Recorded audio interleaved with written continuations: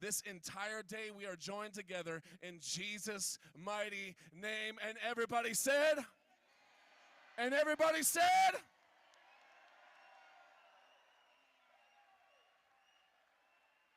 Ladies and gentlemen, please welcome John Tiggin, warrior of the September 11th, 2012 Benghazi attacks, to lead us in the Pledge of Allegiance.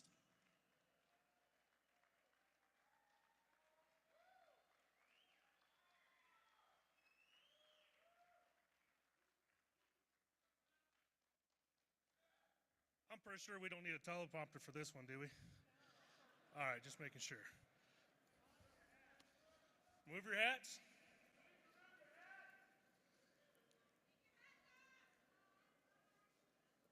Pledge allegiance to the flag of the United States of America and to the republic for which it stands, one nation, under God, indivisible, with liberty and justice for all. Amen.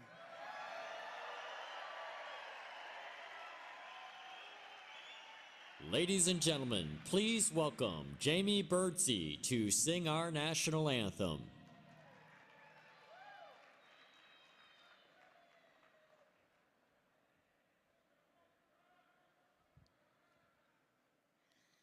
Oh, say, can you see by the dawn's early light what so proudly we hailed at the twilight's last gleaming, whose broad stripes and bright stars through the perilous fight o'er the ramparts we watched were so gallantly streaming, and the rocket's red glare, the bombs bursting in air,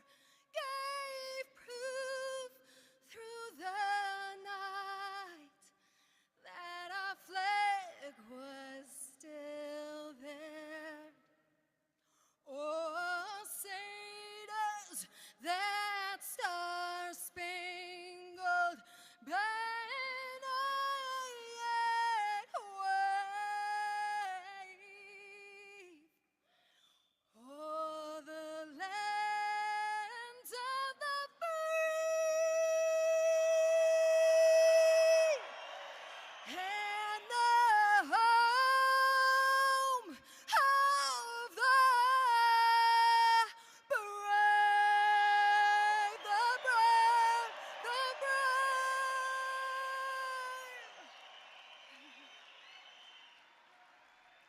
brave. Ladies and gentlemen, please welcome to the stage former Denver Bronco player and Super Bowl 50 champion, Derek Wolfe.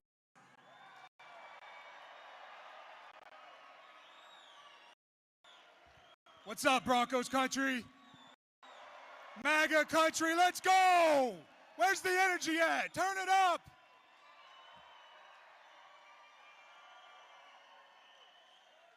Listen, I grew up just like J.D. Vance did, right along the Ohio River, and I've watched the opioid problem just ravage the area.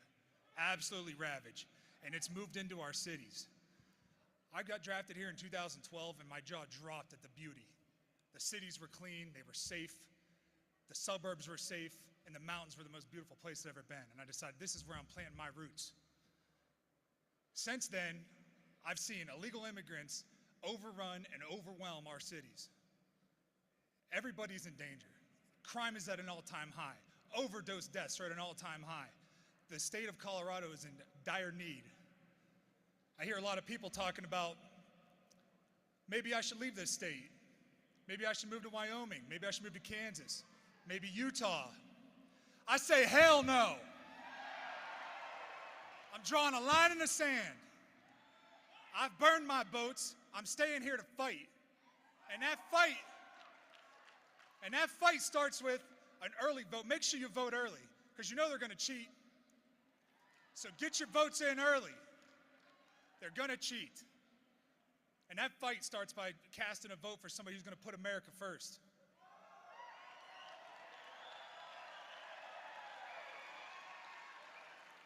And I believe that man is Donald J. Trump, baby.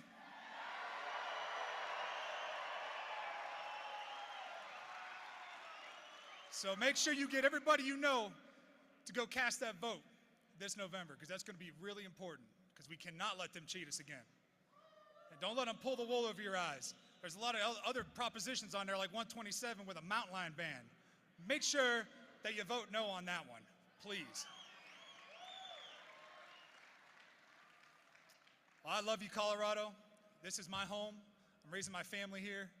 And I told you, I'm digging my feet in. My heels are dug in. The line is drawn. God bless Colorado. God bless America. And God bless Donald J. Trump.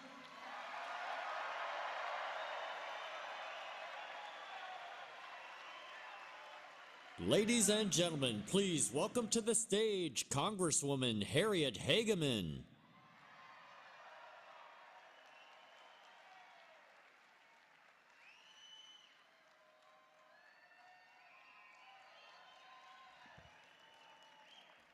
Hello, fellow patriots.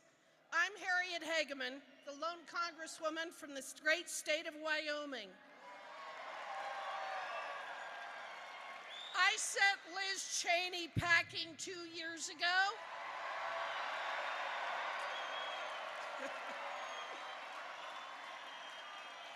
And in a little over 3 weeks, we're going to send her choice for president packing as well. Here in the West, we know when things are going right, and when things are going wrong. And we all know that with Biden and Harris in charge, anything that could go wrong has gone wrong. Just this week, Kamala Harris was on The View, that vapid talk show that is notorious for scraping the bottom of the intellectual barrel. But for once, they ask a good question: whether Harris would have done anything differently from Joe Biden for the last 4 years. Her answer: no way. What we're looking at for 4 years of Kamala Harris is failure after failure after failure. And her answer confirms that she isn't capable of leading this country. In part because of her sheer incompetence, and in part because she cannot grasp the extent of the damage and destruction she has already caused, not only in America, but throughout the world.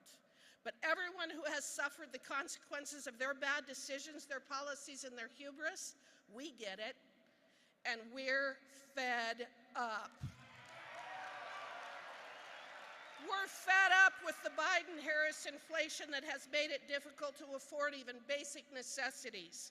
We're fed up with the fact that American citizens must hold 2 jobs and still choose between putting gas in their car, food on the table, or paying the rent or mortgage. While President Trump cut taxes for working-class Americans, Biden and Harris did the opposite, and we're fed up with the consequences. We're fed up with the fact that VP Harris is so economically illiterate that she still doesn't understand that her tie-breaking vote on massive spending bills are the very reason that prices have increased more than 20% since they took office. And we're fed up with people like VP Harris who believe that small businesses and the American people are clamoring for higher taxes, more regulation, less freedom, and fewer choices. And we're fed up with open borders. We're fed up with the fact that our government, the Department of Homeland Security no less, is complicit in one of the largest human trafficking events in U.S. history. We're fed up with fentanyl flooding our cities and towns and the crime and death and destruction and sorrow that followed. We're fed up with illegal aliens not only invading our country, but Biden and Harris using our hard-earned money to house them in our national parks and funding their takeover of apartment buildings. We're fed up with violent Venezuelan gangs that terrorize our communities. And we're fed up with Kamala Harris refusing to take responsibility for her disastrous decisions while ignoring the consequences of her actions.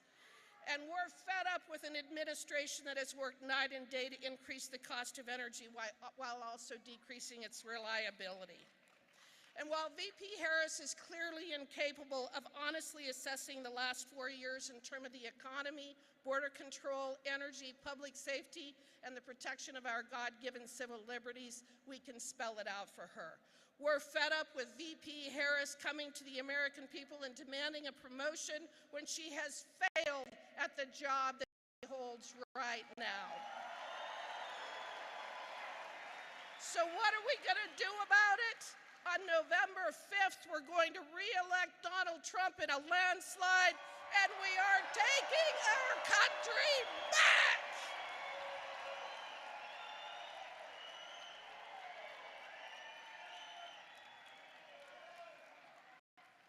Ladies and gentlemen, please welcome to the stage Colorado congressional candidate for District 8, Gabe Evans.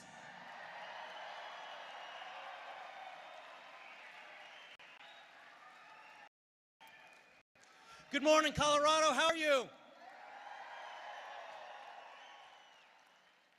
I'm Gabe Evans, and 3 years ago, I was a police officer.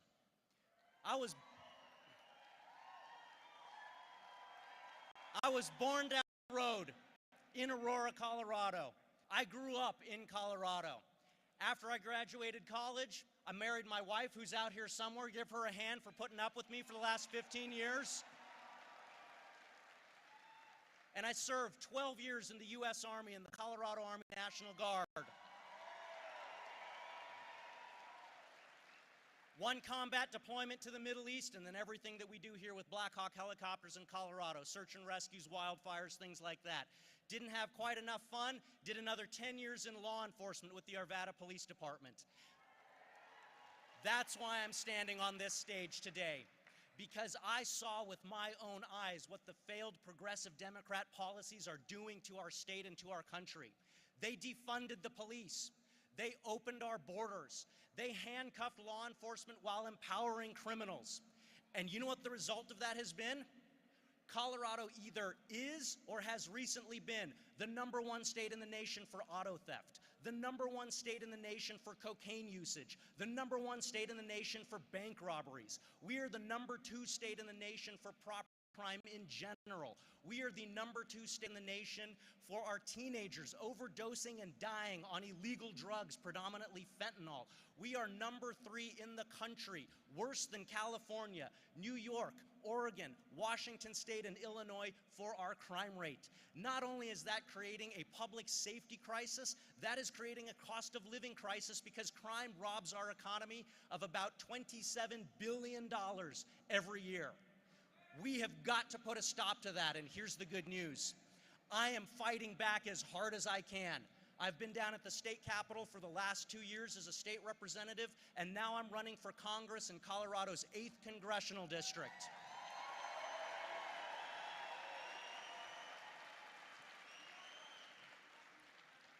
It starts about 1.5 miles away from here and goes north all the way up to Greeley, Colorado. It is a national top 5 battleground seat. If you did not see the poll last week, we are currently leading by 0.2%.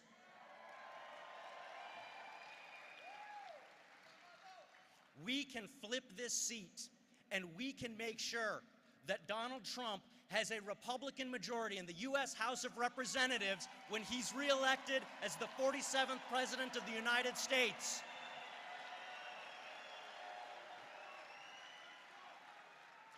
I need your help to do it. Go to electgabeevans.com. I am fighting back as hard as I can. I would love to get your support as we flip this seat. God bless you all for coming, and God bless America.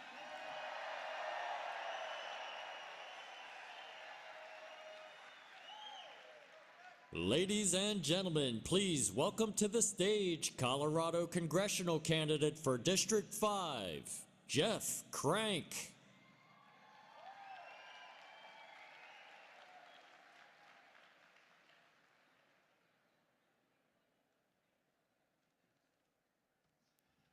Well, hello, Colorado. How you doing? How awesome is it to have President Donald Trump back in our state. I was honored in 2016 to have been asked to MC then candidate Donald Trump's rally in Colorado Springs. And I've been reflecting on how important I thought it was back then to elect him as the next president of the United States. Somehow, though, it's even more important today that we have President Trump back in the White House. Kamala Harris will continue with the same failed policies of Joe Biden, an economy that makes it harder for working class Americans to get by, the cost of living that makes all of us choose what we can afford every single paycheck, housing costs skyrocketing, and a wide open border. John Fabricatore from CD6 is our Republican candidate. He's arrested more folks, more illegals than anyone in this room. We need to support John. We have fentanyl ravaging our communities, crime making us feel less safe, and an America that is weak on the world stage. In Colorado, we have an out-of-control government making us a sanctuary state. And unfortunately, that's right. Unfortunately, it's a sanctuary for crime and drugs, and we need to take back Colorado. You know, in 1980, Ronald Reagan asked a famous but simple question: are you better off today than you were 4 years ago? Let's take a quiz. On crime, is America better off today than it was 4 years ago? On debt, is America better off today than it was 4 years ago? When you put gas in your car, is America better off today than it was 4 years ago? How about when you buy groceries? Are you better off today than you were 4 years ago? Is the state of Colorado better off today than it was 4 years ago? Now, let's see if you can get a perfect score. Are you better off than you were 4 years ago? All right, we need to rebuild our military. We need to bring American strength back to the world stage. And Donald J. Trump will end this nonsense. I look forward to serving with President Trump to get our country back on track. Thank you, Colorado. God bless America. Let's go win. Let's make America great again.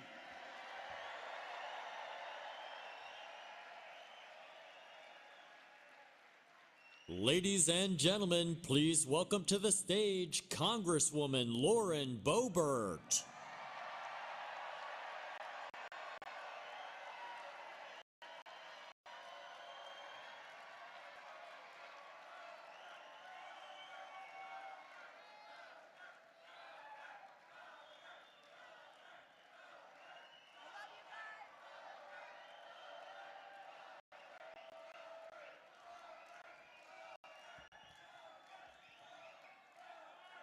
We got a packed house in Aurora, Colorado, and I just saw on the screen there are thousands more outside waiting to get in, waiting to support President Trump. So here I am. Patriots,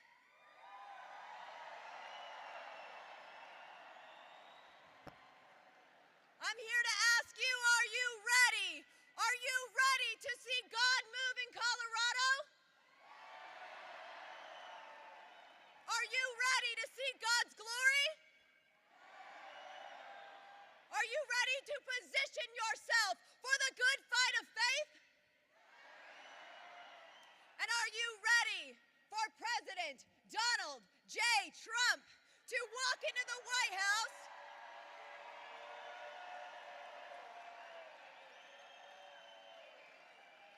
Are you ready for President Donald J. Trump to walk into the White House January 20th, 2025, and look the swamp creatures in the eye and say, as I was saying?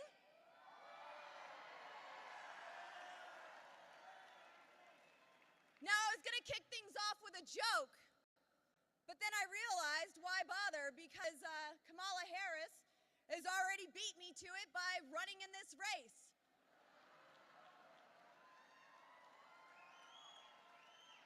Kamala is literally the punchline trying to run our country. And we've got a big decision coming up November 5th. It's like one of those choose your own adventure novels. Except in this one, your options are a booming economy with prosperity and freedom under President Trump, or watching our country fall apart and be handed over to tyrants and dictators by Kamala Harris faster than Hunter Biden trying to scurry out of a laptop repair shop. These radical leftists think that they can tell you not to believe your own lying eyes. They're gaslighting you harder than a toxic ex in a breakup. They're like, oh no, there's no crisis at the border. Yeah, and my AR-15's a squirt gun. Come on, man. In Colorado, we don't need Kyle Clark at 9 News to tell us what's happening in our own backyard. Our backyard's looking like an episode of Narcos. You've got gangs like Tren de Aragua turning apartment complexes into their own playgrounds. What's more American than that, right? Venezuelan gangs are extorting and harassing people, assaulting them in their own homes. And Kamala is out here like, hey, relax, it's fine. Just enjoy your carjacking on the way to the grocery store. Meanwhile, the media is out here saying it's all in your head, it's a feature of your imagination. Yeah, sure, there's no gang problem. The border's secure, inflation is down, and Joe Biden is really running the country.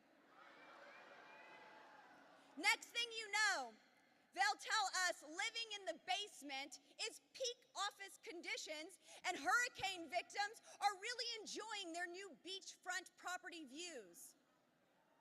After all, they do have more money than you after your take-home pay under Bidenomics with their glowing $750 checks if they really need it. What an insult.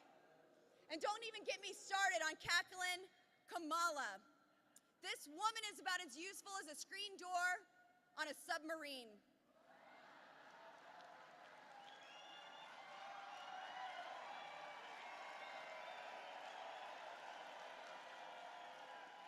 She was supposed to be the border czar and still holds that title. But she's more like a Walmart greeter, except they're not even checking for receipts. I say that we evict Kamala Harris from the White House faster than my best friend Matt Gaetz evicted Speaker Kevin McCarthy from the House of Representatives.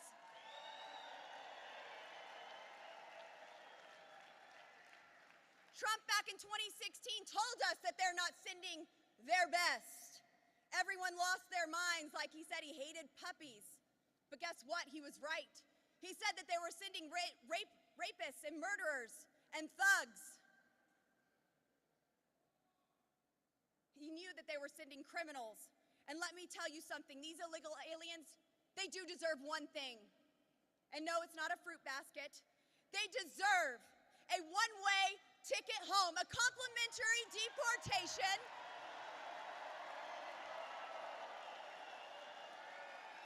They don't get free health care, they don't get free housing. Hell, they don't even get free refills. Now, Colorado, we got a lot of great speakers, so I'm going to wrap it up here for you. But the answer is really simple. We need President Trump back in office like we need an extreme home makeover immigration edition. So now I want y'all to shout it with me. Move that bus. Move.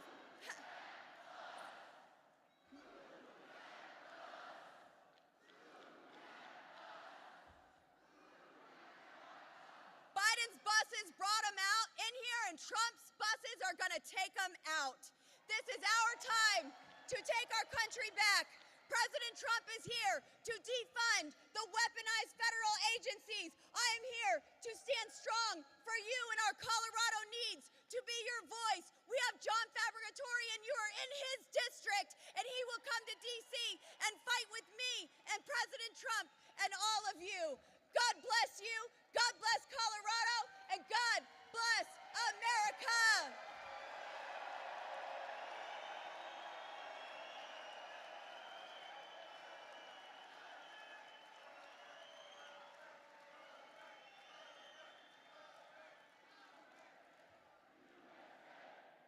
Ladies and gentlemen, please welcome to the stage Congressman Greg Lopez.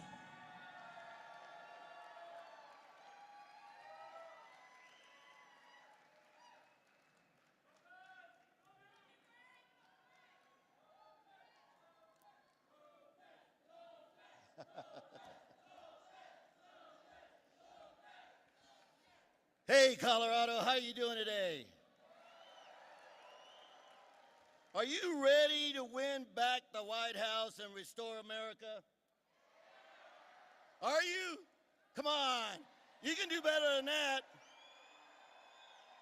Let me ask you again, are you ready to win back the White House and restore America? There you go. You know, today we gather as proud Americans in support of the greatest president of our lifetime, President Donald J. Trump.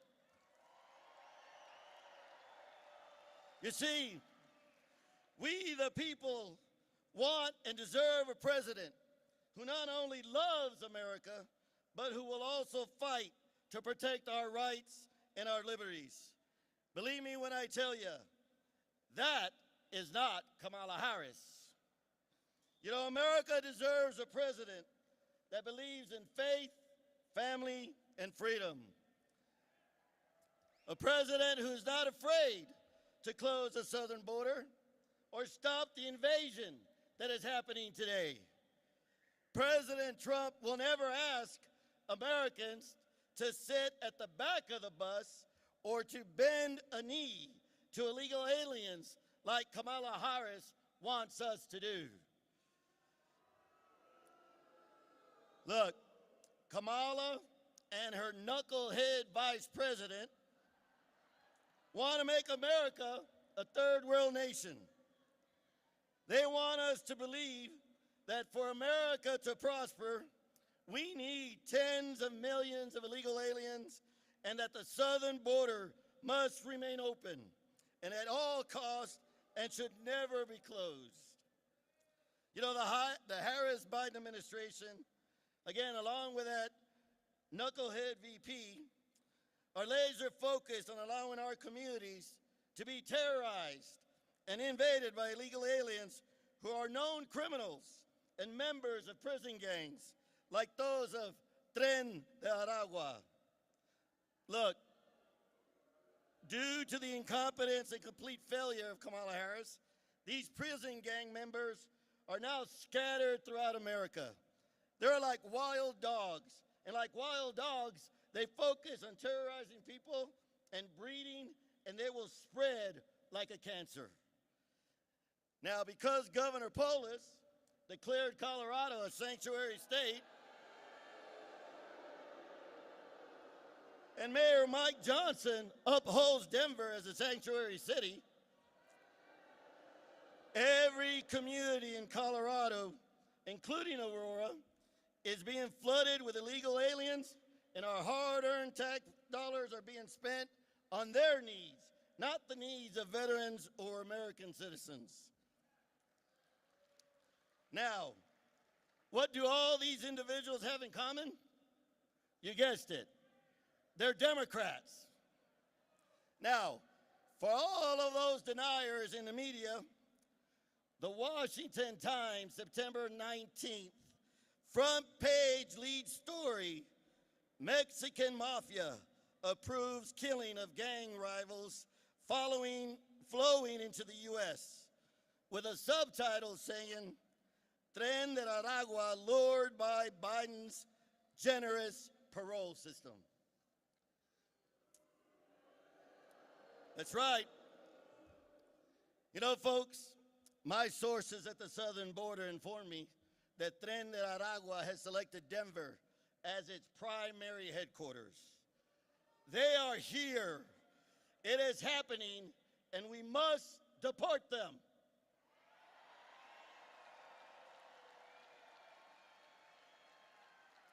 Look, towards that end, I introduced a bill that calls for the Homeland Security to round up, detain, and deport all illegal aliens who are prison gang members, criminals, and known terrorists.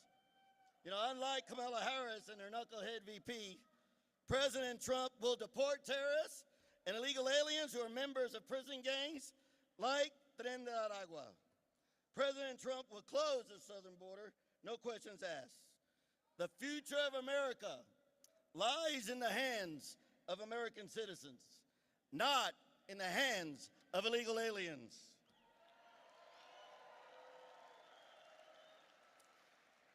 Everyone here today needs to join me in saving America by getting out the vote to elect President Trump. Are you with me? Are you with me?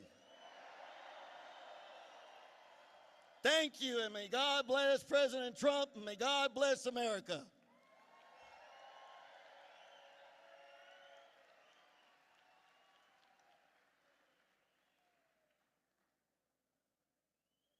Ladies and gentlemen, please welcome to the stage Douglas County Sheriff Darren Weekley.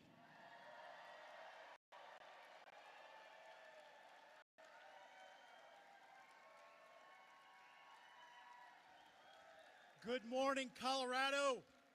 Again, my name is Darren Weekley. I am proud Republican Sheriff of Douglas County.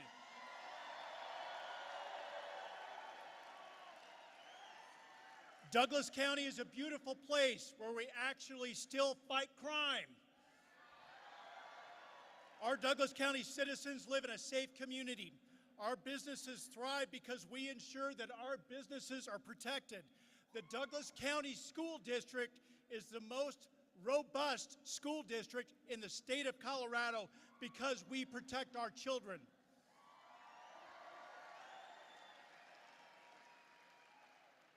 One big difference you see in Douglas County is if we had an armed group of gang members roaming the hallways of our apartment complexes, those gang members never would have made it out of the building without being led away in handcuffs.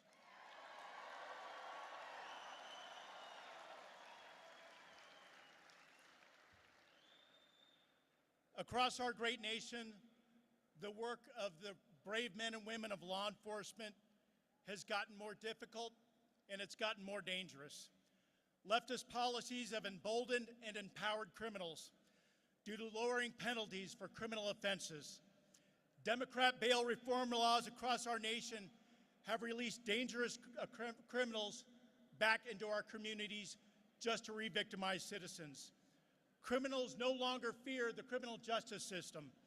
Migrants committing criminal acts no longer fear being deported. That's why the National Fraternal Order of Police, representing more than 373,000 law enforcement officers, have endorsed Donald J. Trump to be the 47th President of the United States of America.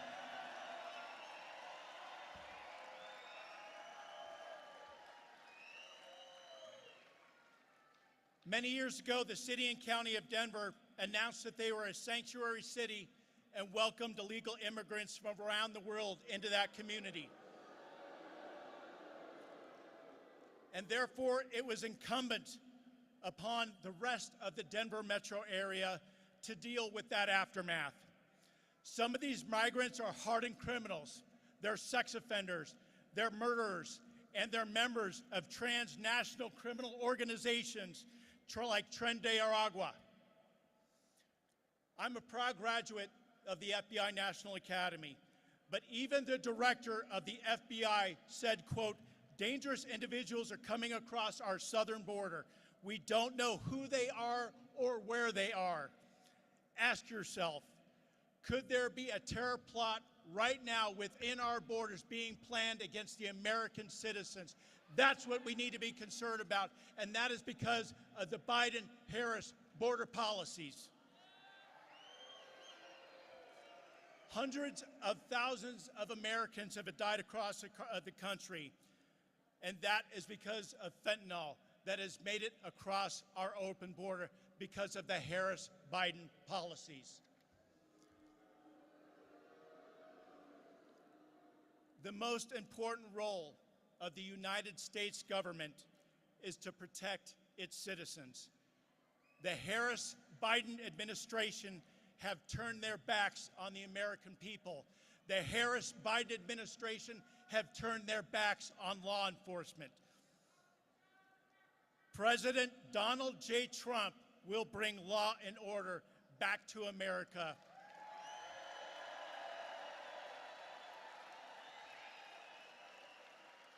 We need to make America, the rest of America, like Douglas County, and we need to make America great again. God bless you all, and God bless the United States.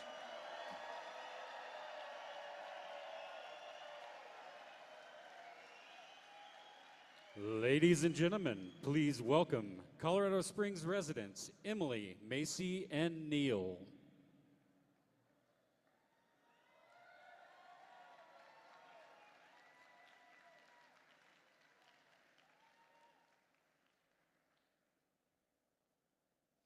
Hello, my name is Emily. I'm from Colorado Springs. We're District 5.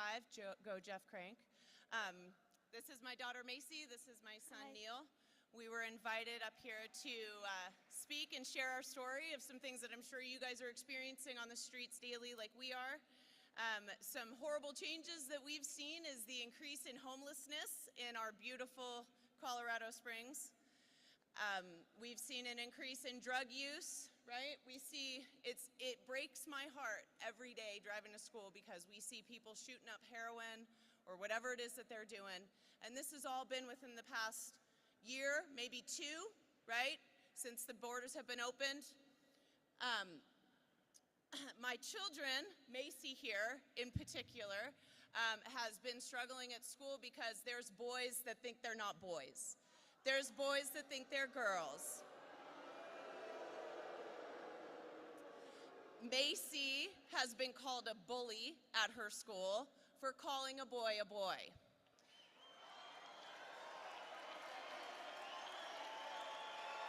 That's right, Macy, Macy. Macy.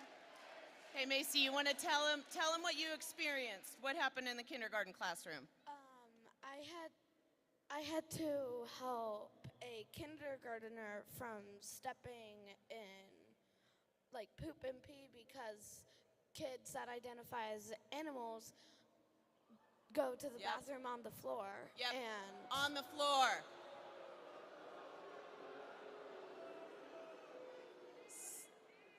We are not kidding you. This is a real problem. This is not something that the media is making up. This is something that my children experience every single day. Every single day they have to experience transgenders at their school. They have to experience people that think that they're bunny rabbits, kitty cats, dogs. They get meowed at. They get barked at. kids scratch me on the back because they identify as a cat. It's horrible. And our governor thinks it's imaginary. Our governor thinks it's not happening. It sucks. Poll sucks. Polis sucks.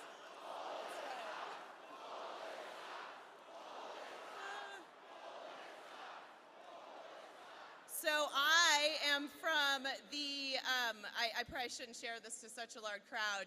I'm from Southern California, right? I know. I didn't bring my politics with me.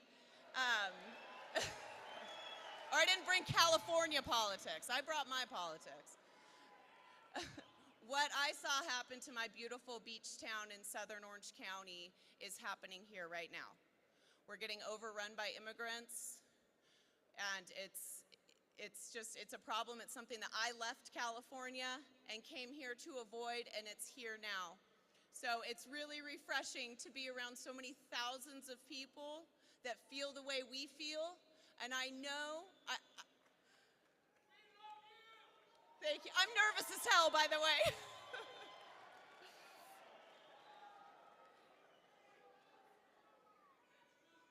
So that's kind of my piece. I'm a small business owner. My husband and I own our own company. We actually put on events like this. We do audio-visual production and stuff. We're here at the Gaylord all the time.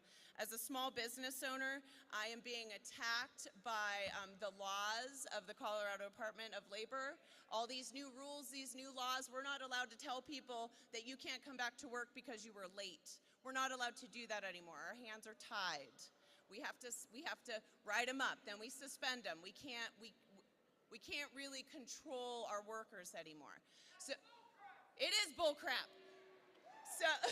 So it's really important that on our local level that we vote Republican, right? It's because that's what's really affecting us. That's what's affecting our police. That's what's affecting our education, right? So there's my piece. We appreciate all of you guys coming out here. Do you want to say anything, kiddo? No? Okay. And also, go Yankees. Thank you. Thank you, guys.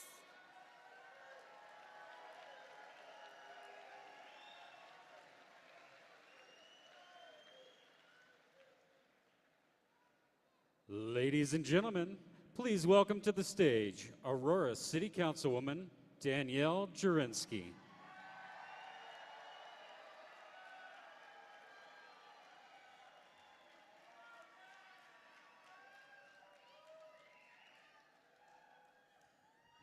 Well, hello, Patriots, and welcome to Aurora, Colorado! I've said it once, I'm going to say it again. The Democrats didn't realize that it was going to be little old me out of Aurora, Colorado that exposed the broken immigration system to the entire country.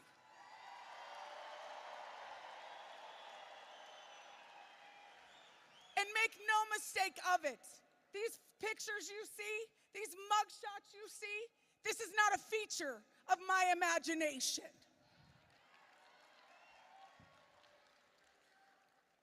When I started having police officers come to me and tell me, Danielle, there's a Venezuelan prison gang that is here, that is taking over apartment complexes in the city, and we need help. That's pretty serious, to have police officers come to a city council person and ask for that help. And when I started asking questions, and I was told about code enforcement violations, let me tell you something. I have never met a police officer in my life that is scared of code enforcement violations.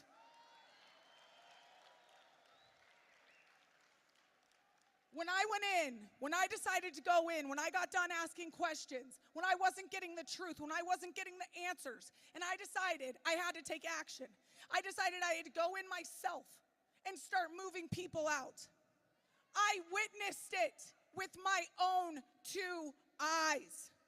I saw how these people were living in my city, in my hometown. I have been in Aurora, Colorado my entire life. I own businesses in Aurora. I'm a single mom. I'm a community college graduate of Aurora. Everything about Aurora is my home. And let me tell you something. You come into this city and you threaten the residents of Aurora, Colorado, I will come for you.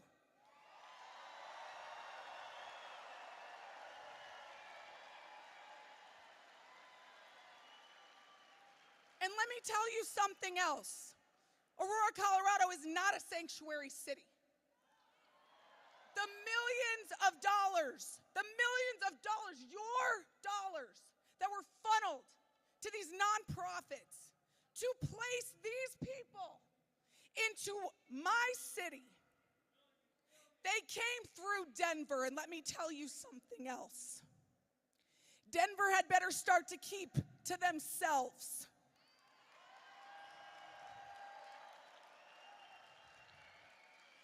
The time of Denver controlling the entire state, these days are over. They are over.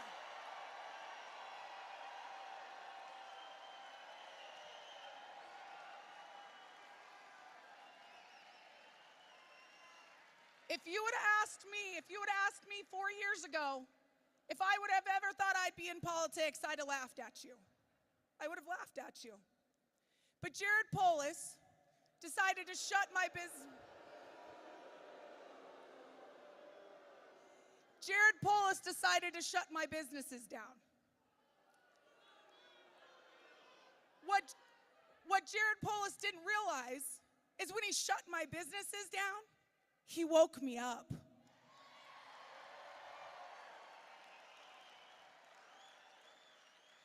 So I decided to run to represent my hometown. And make no mistake of it, folks, they can threaten me, they can try to silence me, they can lie about me, they can do whatever they want. I'm not going anywhere, and I will fight for Aurora.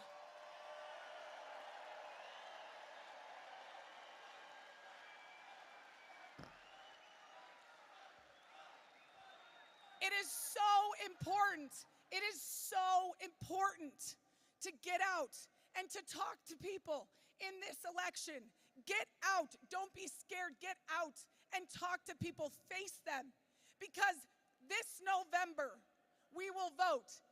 And in January, we will have Donald J. Trump back in the White House.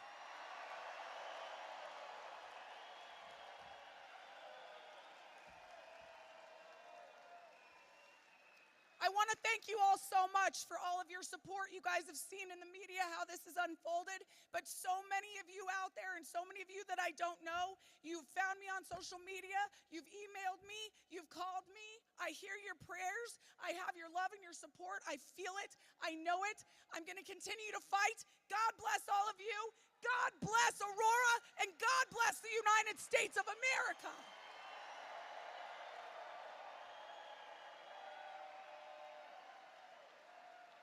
Ladies and gentlemen, please welcome to the stage Aurora resident Cindy Romero.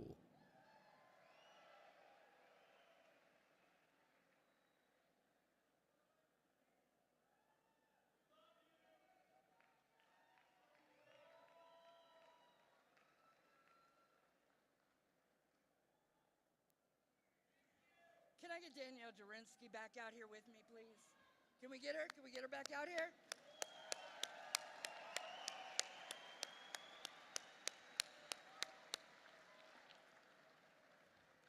If I'm going to do this, I'm going to do it with the person who saved my life.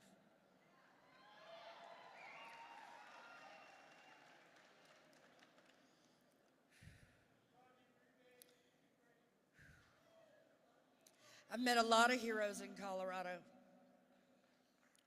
So many in this room. 4 years ago when I moved into that apartment, I never thought that I would be run out the way I was. It's just a matter of time before this gets to your community. You're all seeing indications of it now. Every one of us in here, we've all seen it in our communities. We've seen it across Aurora.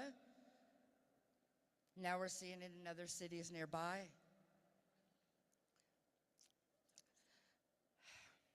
I was a lifetime Democrat. I'm ashamed to say that I thought that this was a solution. Being called a liar has changed. It's changed me. It's changed my opinions. It's changed how I look at things. I am tired of the gaslighting, and it's time for someone to admit there is a problem and to fix it.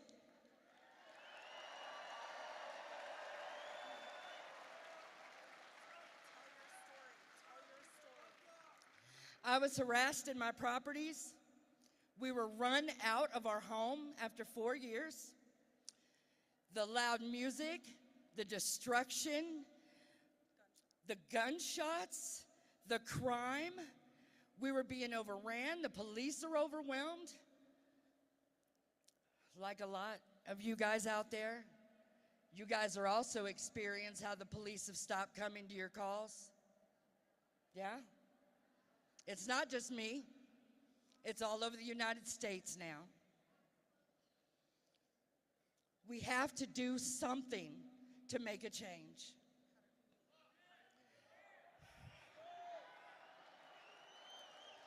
When Danielle, when she come and moved me out of that apartment, I had no hope. I'd called out to all the community services that I could get. I wasn't an immigrant. I didn't qualify for any of them. I was alone. And Aurora police and the governor refused to even admit that there is a problem.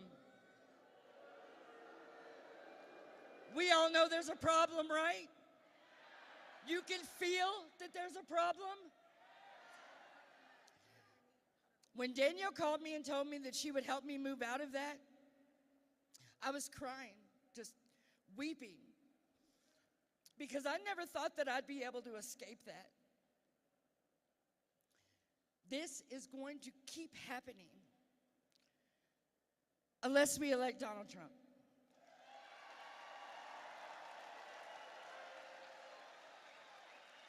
We need a change. What they're doing isn't working. Danielle came in and saved me, and like so many others in my building, we had no place to go. You guys are experiencing it in your neighborhoods as well now. While our government's steadily gaslighting us, what's it going to look like in 4 more years with the borders open?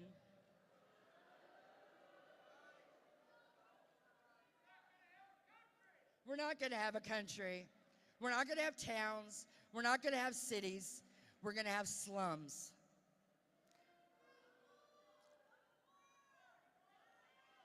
As a lifetime Democrat, this experience has opened my eyes, and we've got to make a change.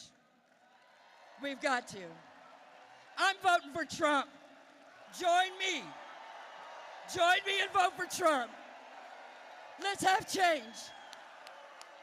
Thank you so much for the support. Thank you.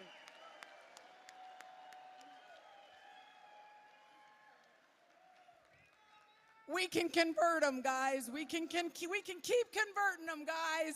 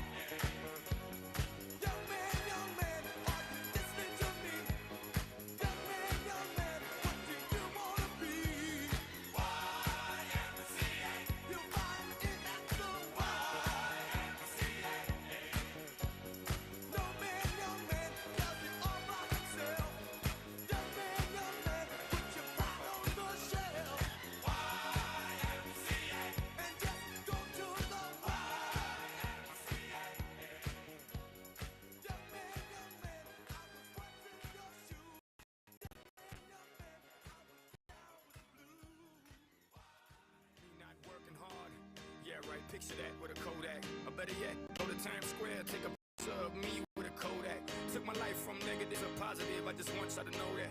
And tonight, let's enjoy life. Pitbull, Naya, Neo, that's right.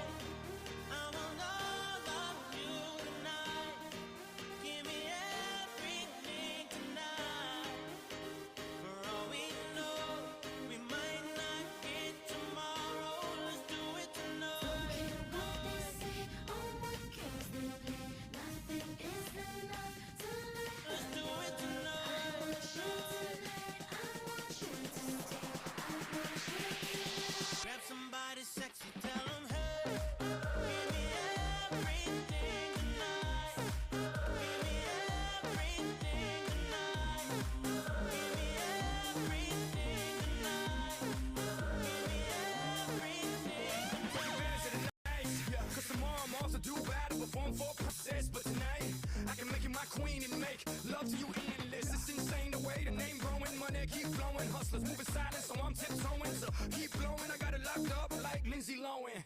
Put it on my life, baby. I'm gonna give you a ride, baby. Can't promise tomorrow, but I promise tonight. Excuse me, and I might drink a little more than I should tonight. And I might take you home with me if I could tonight. And baby, I'ma make you feel so good tonight. Cause we might not get tomorrow.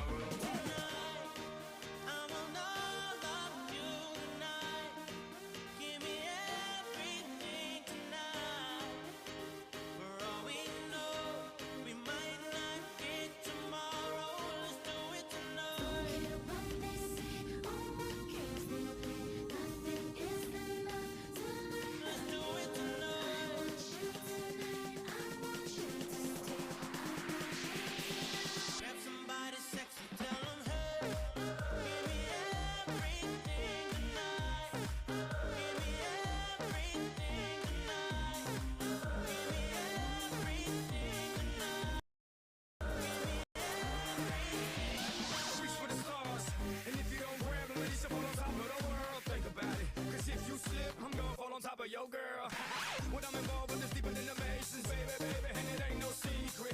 My family's from Cuba, but I'm an American. I don't get money like secrets. Put it on my life, baby. I make it feel right, baby. Can't promise tomorrow, but I promise tonight. Darling. Excuse me, and I might drink a little more than I should tonight. And I might take you home with me if I could tonight. And baby, I'ma make you feel so good tonight. Cause we might not get tomorrow.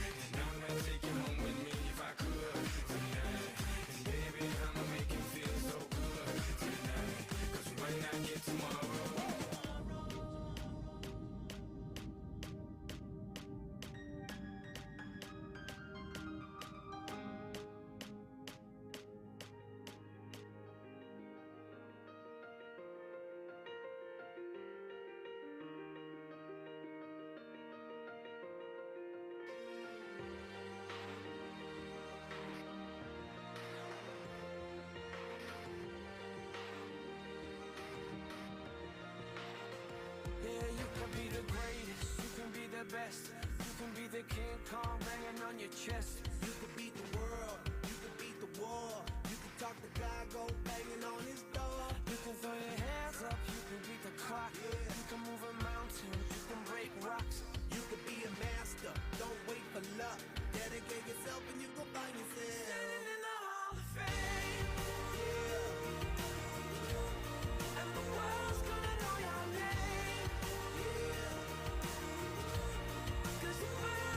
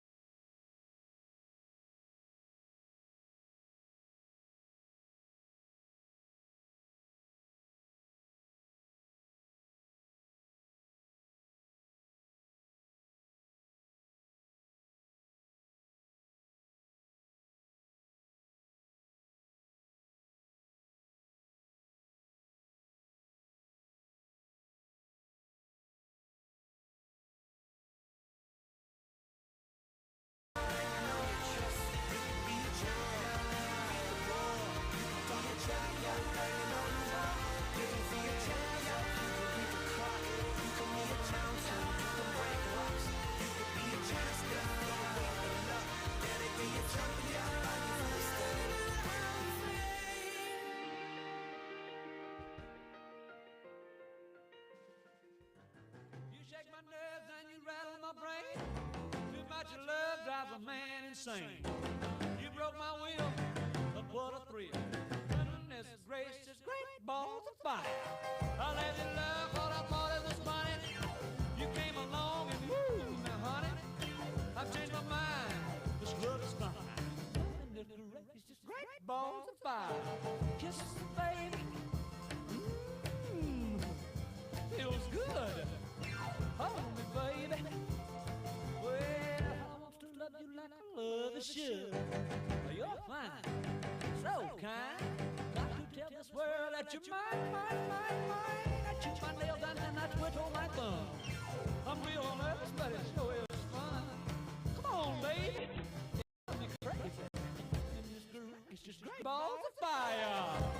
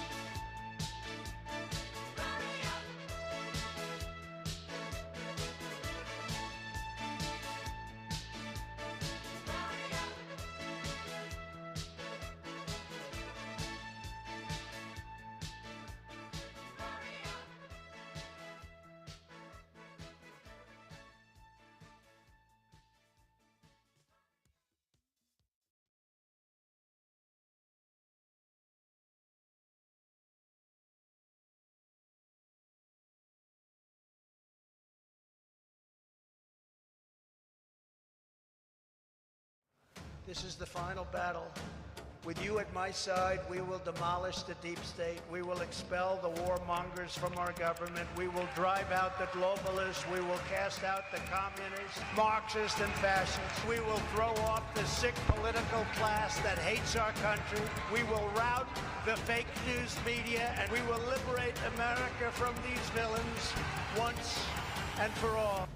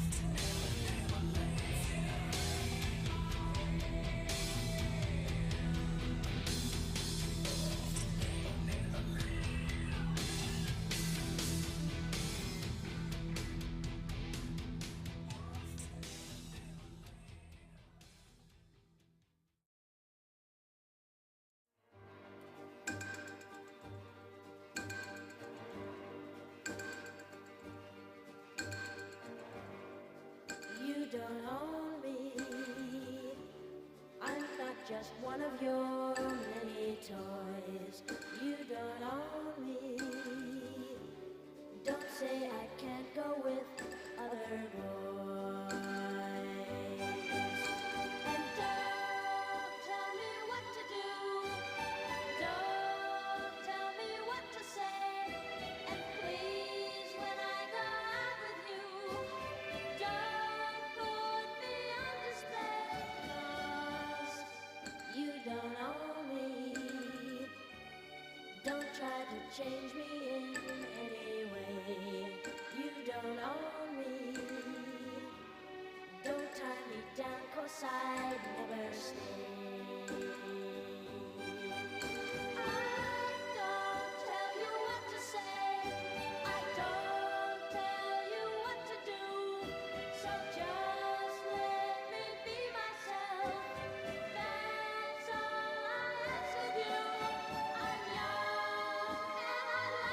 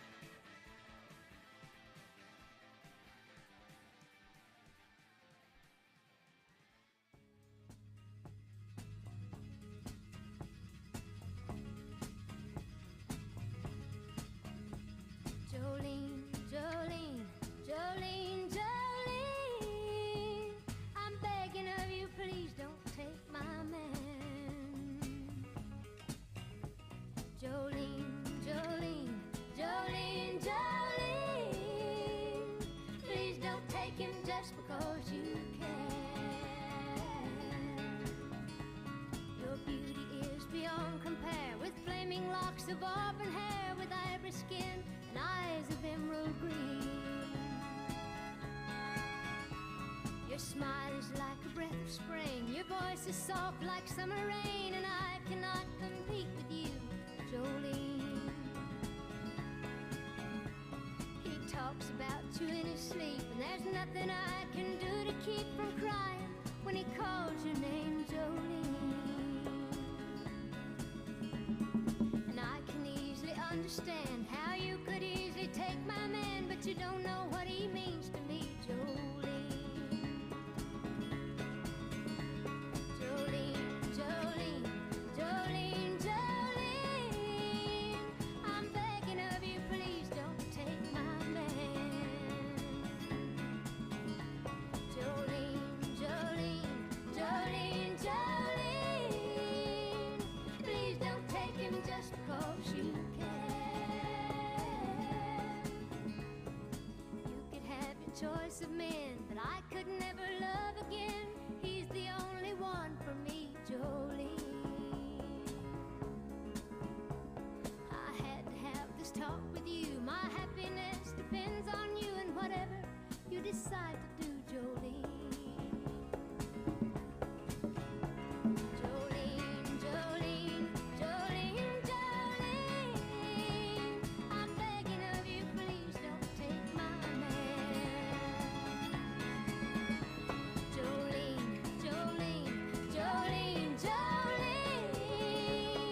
Please don't take him even though you can. Jolene,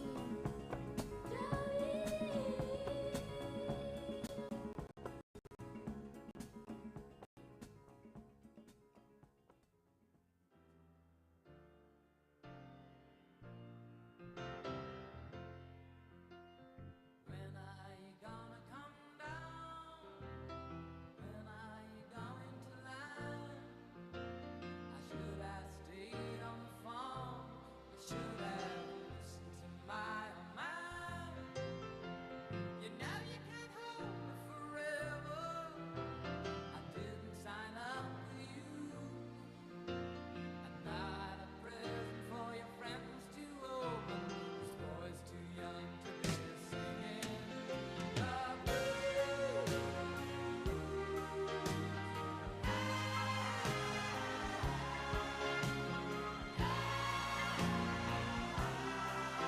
So goodbye, yellow brick road, where the dogs of society howl. You can't plant me in your penthouse. I'm going back to my plow, back to the Howling Old Island woods, hunting the heart of that toad. Oh, I found my future lies beyond the yellow brick road.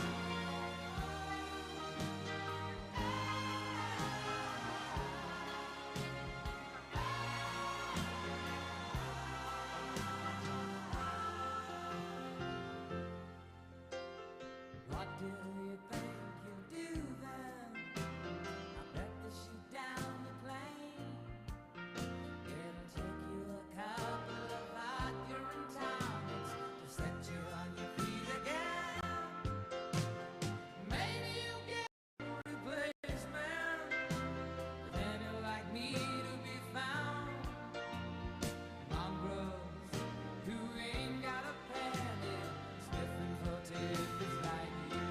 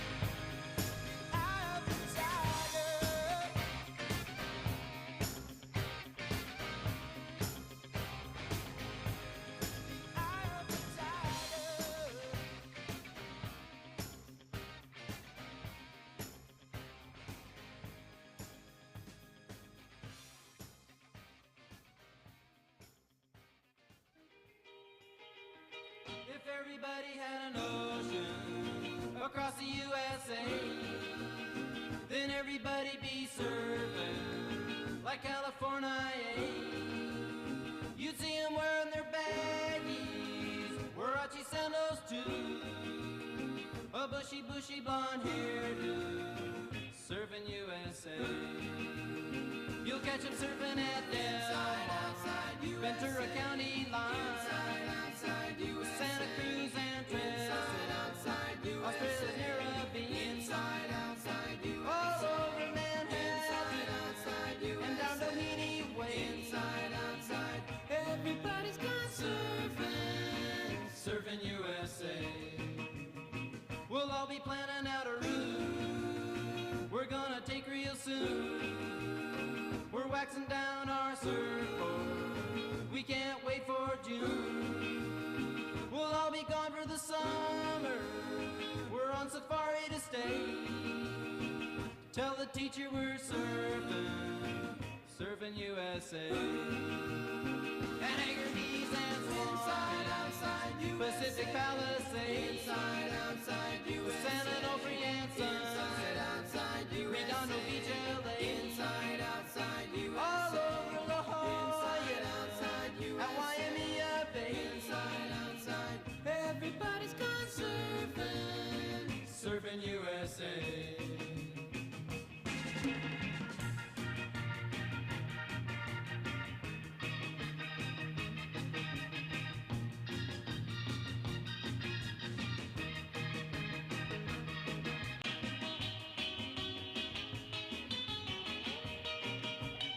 Everybody's gone surfing, surfing USA.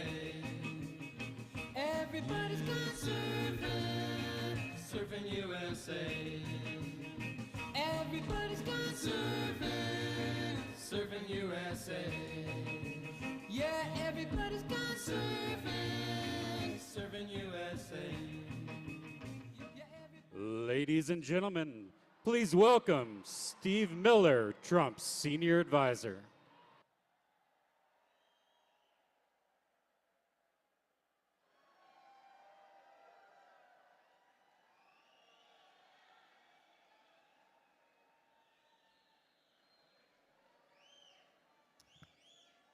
In just 25 days, Colorado can shock the world and send Donald J. Trump back to the White House.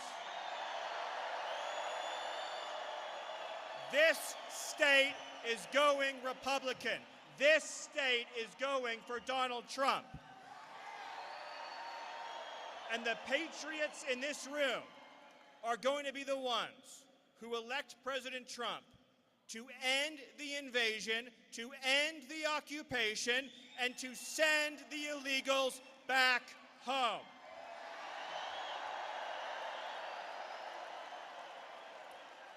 Look at all these photos around me. Are these the kids you grew up with? Are these the neighbors you were raised with? Are these the neighbors that you want in your city? No. These are the criminal migrants that Kamala Harris brought into your community. And as swiftly as they came, Donald Trump will send them back.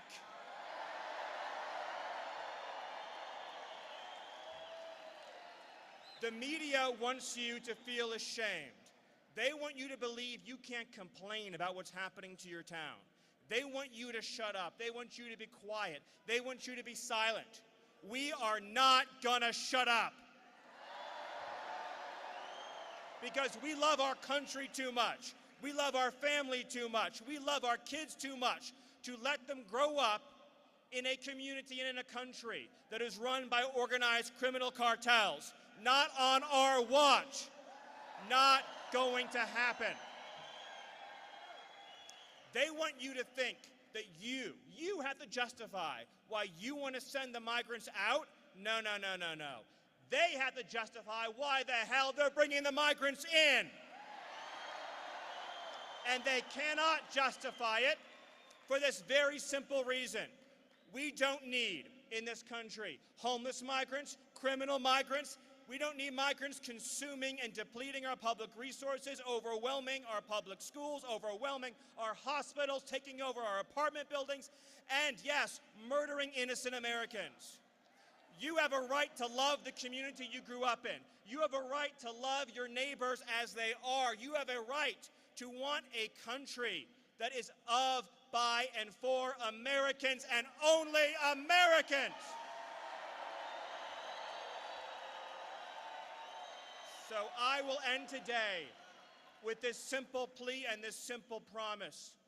If you do the work, Colorado, if you register, if you organize, if you mobilize, if you get your friends, family, co-workers, colleagues, everyone you know, people near, people far, if you do the work for the next 25 days, Colorado will send Donald J. Trump back to the White House, the criminal migrants will go home, and America will be reclaimed for Americans.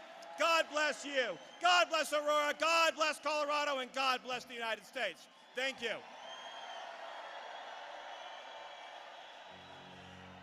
You were young and your heart was an open book. You used to say, live and let live. Thought if this ever-changing world in which we live in makes you give in and cry. Say, live and let die.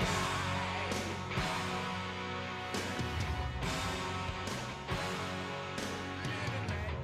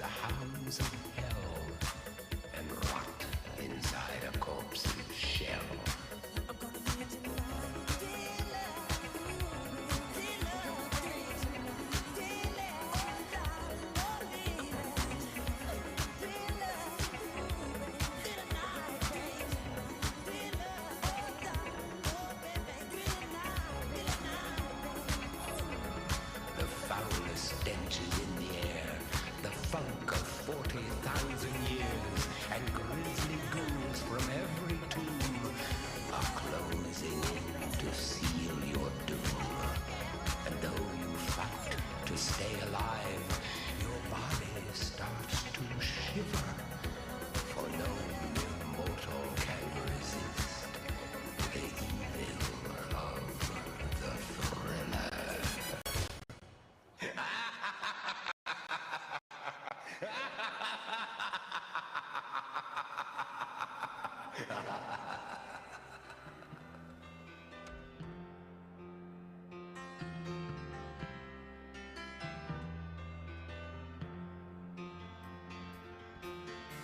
Don't wish it away, don't look at it like it's forever. Between you and me, I could honestly say that things can only get better. And while I'm away, dust out the demons inside. And it won't be long before you and me run the place in our hearts where we hide.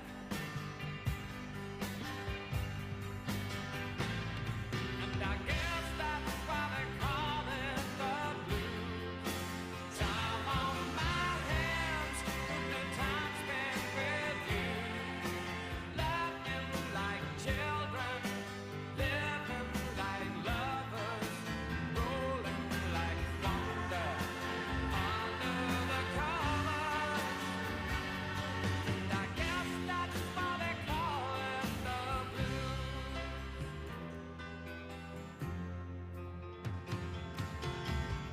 Just stare into space, picture my face in your hands. Live for each second without hesitation, and never forget I'm your man. Wait on me, girl, cry in the night if it helps. Mama Neil, I simply love you more than I love life itself.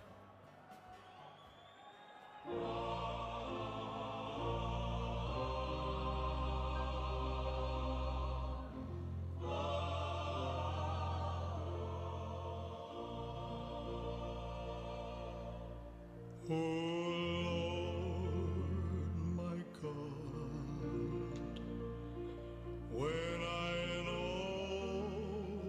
awesome wonder consider all the worlds thy hands have made, I see the stars, I hear the rolling thunder, thy power throughout the universe displayed. When Christ shall come with shout of acclamation, and take me home, what joy shall fill my heart? Then I shall bow in humble adoration, and there proclaim, my God, how great thou art. Then sings my soul, my Savior God, to thee. How great thou art. How great thou art.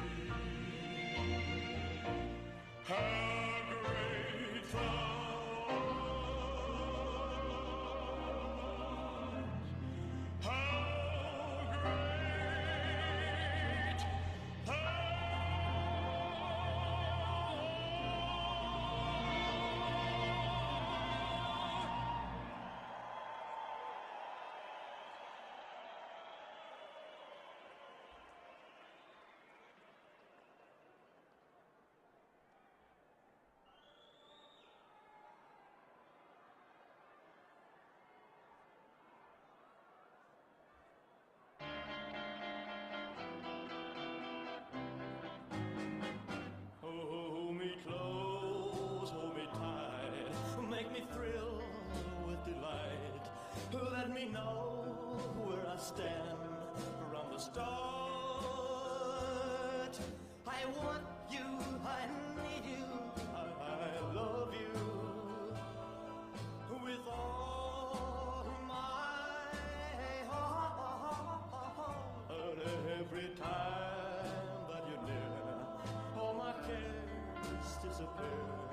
Darling, you're all that I'm living for. I want you, I need you, I love you more and more.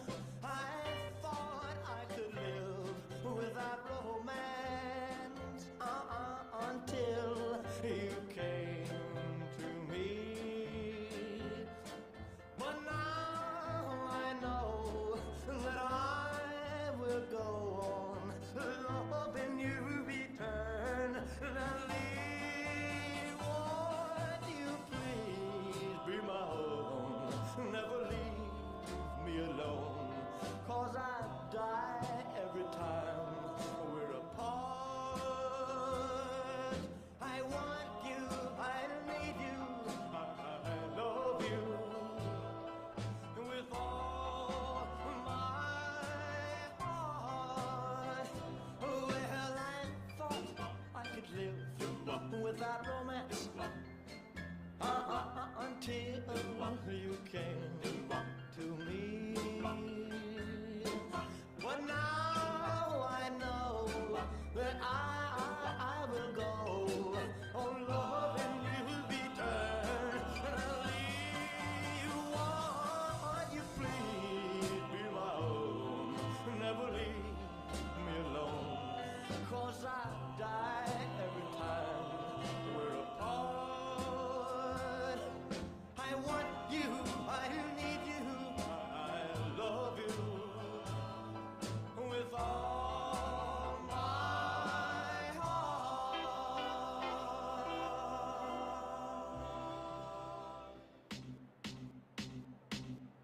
I remember when I lost my mind. There was something so pleasant about that place. Even your emotions have an echo in so much space. And when you're out there without care, yeah, I was out of touch. But it wasn't because I didn't know enough. I just knew too much. Does that make me crazy? Does that make me crazy? Does that make me crazy? Possibly.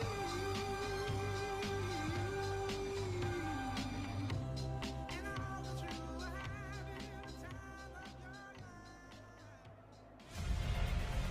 When I first came into office, I cut taxes more than any other president. We have created 7 million new jobs, and it led to a growth like we've never seen before. We developed the greatest economy in history by far. When I left office, it changed. Inflation destroyed the lives of so many people. Interest rates went from 2% to 10%. Millions of illegal immigrants, traffickers, and drugs coming into our country. Our country has gone to hell. So I made a decision to run. We're going to make America great again, greater than ever before. I will fight for you with every breath, and I will never let you down. I'm gonna fight like a G and all those see. And if I die, I'm gonna die free. President Trump is literally putting his life on the line, and he's willing to risk it all because he loves this country.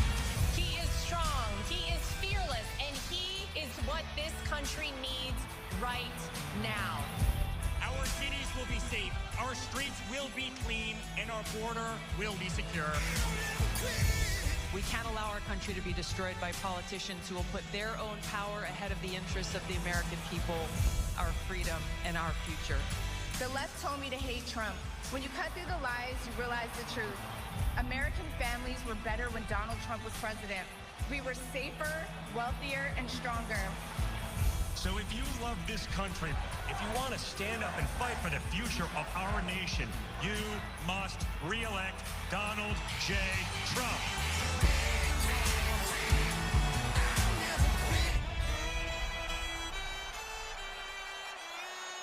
Ladies and gentlemen, please welcome the next president of the United States, President Donald J. Trump. And I'm proud to be an American, where at least I know I'm free. And I won't forget the men who died, who gave that right to me. And I gladly stand up next to you and defend her still today. 'Cause there ain't no doubt I love this land. God bless the USA.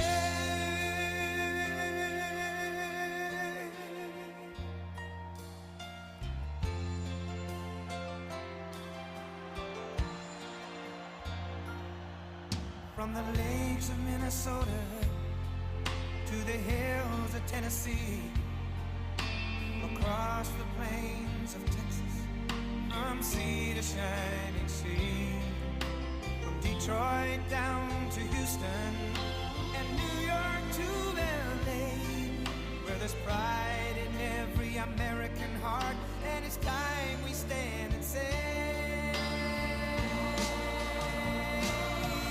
that I'm proud to be an American, where at least I know I'm free.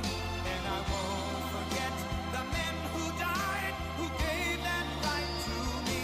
And I gladly stand up next to you and defend her still today. 'Cause there ain't no doubt I love this land. God bless the USA.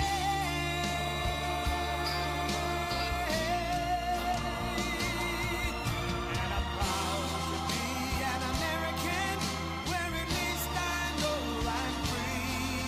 And I won't forget the men who died, who gave that right to me. And I gladly stand up next to you and defend her still today. 'Cause there ain't no doubt I love this land. God bless the USA.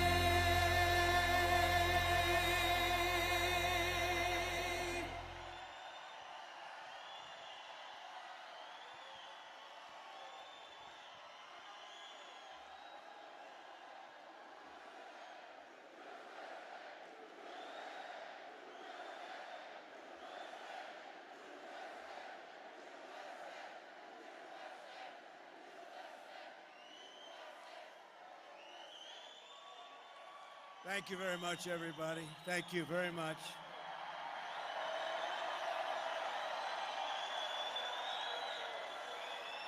And it's great to be back in this beautiful state with thousands of proud, hardworking American patriots. That's what you are. And before going further, I want to let everyone who is still recovering from the hurricanes that hit Florida, Georgia, North Carolina, South Carolina, Alabama, Tennessee, and Virginia to know that we are thinking of them and we are praying for them. God bless them. God bless them. We have a lot of great people today, and I'll do it at the beginning because we have a lot to talk about. What the hell is happening with our country? What are they doing? What are they doing to Colorado? They're ruining your state. They're ruining your state.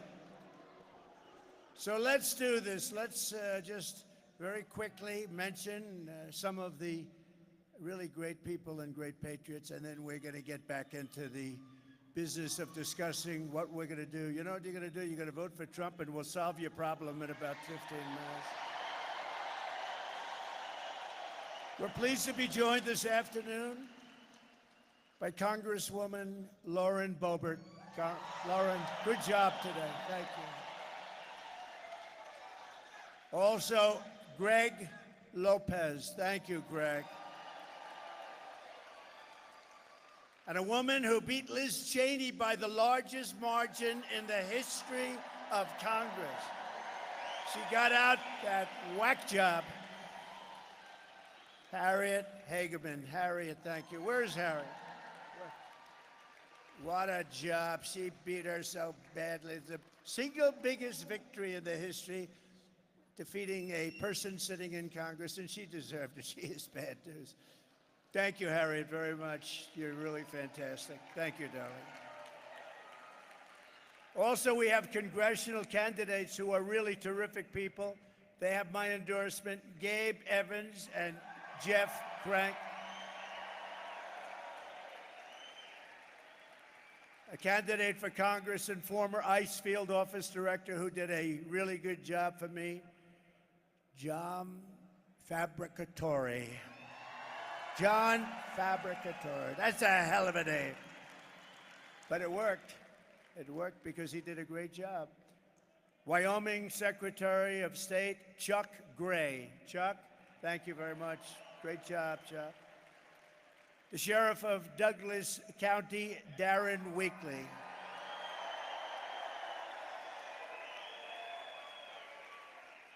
Aurora City Councilwoman, Danielle Jurinsky. And Stephanie Hancock.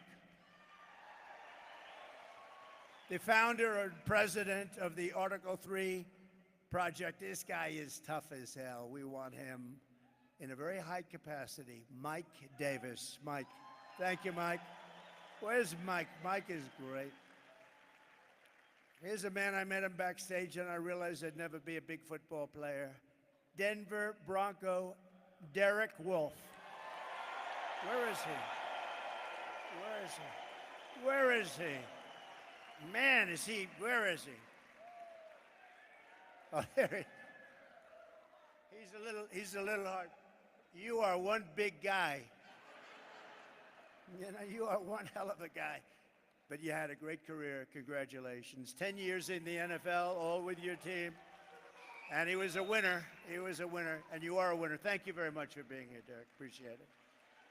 We have a very popular man, a very popular political person, and a great congressman from Texas, Wesley Hunt. Wesley. Wesley's fantastic. Thank you. Wesley came in with me. And a woman who's unbelievable, actually. I've gotten to know her. She endorsed me in 2016. I said, you got to be kidding. It was a surprise endorsement. And she believed in the message and what we were saying. We were right about what we were saying. You know, when we came down that escalator and I made those statements, everyone said, how terrible are those statements? Turned out that they were minor compared. They were like little minor statements by comparison. But she got it better than anybody, and she endorsed us very early when it wasn't the thing to do. From Alaska, the great Sarah Palin. Where is she?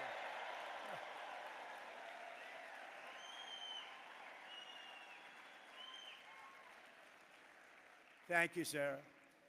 With the help of everyone here today, 25 days from now, think of it, 25 days. We are going to defeat Kamala Harris.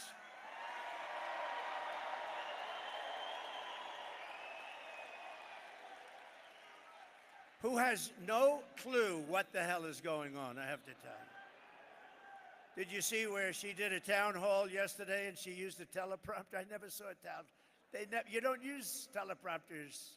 We don't use teleprompters, period, pretty much. You don't use them for town halls.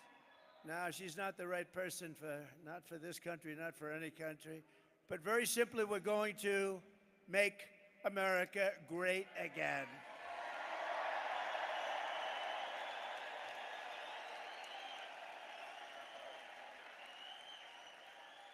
So I've been waiting for this. I've been waiting for this day because I've been reading about it like so many people all around the world. And I wanted to get here as soon as I could, and I took a good time and a good day. And you know, the crowd, we could sell this place out 4 times. You see what's outside?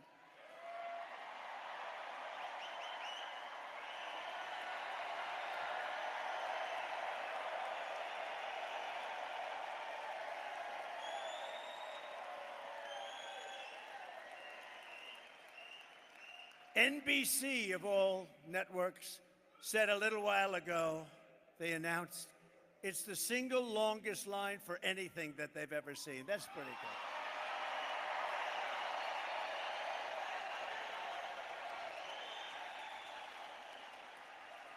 But I've been waiting for this day, and we're here finally in Aurora, Colorado, to call the attention of the world, and unfortunately the world's already got its attention, to one of the most egregious betrayals that any leader in any nation has ever inflicted on its own people. What they've done to our country, what they're doing to our country. They're destroying, they are ruining our country. We are being led by stupid people. We cannot take it anymore.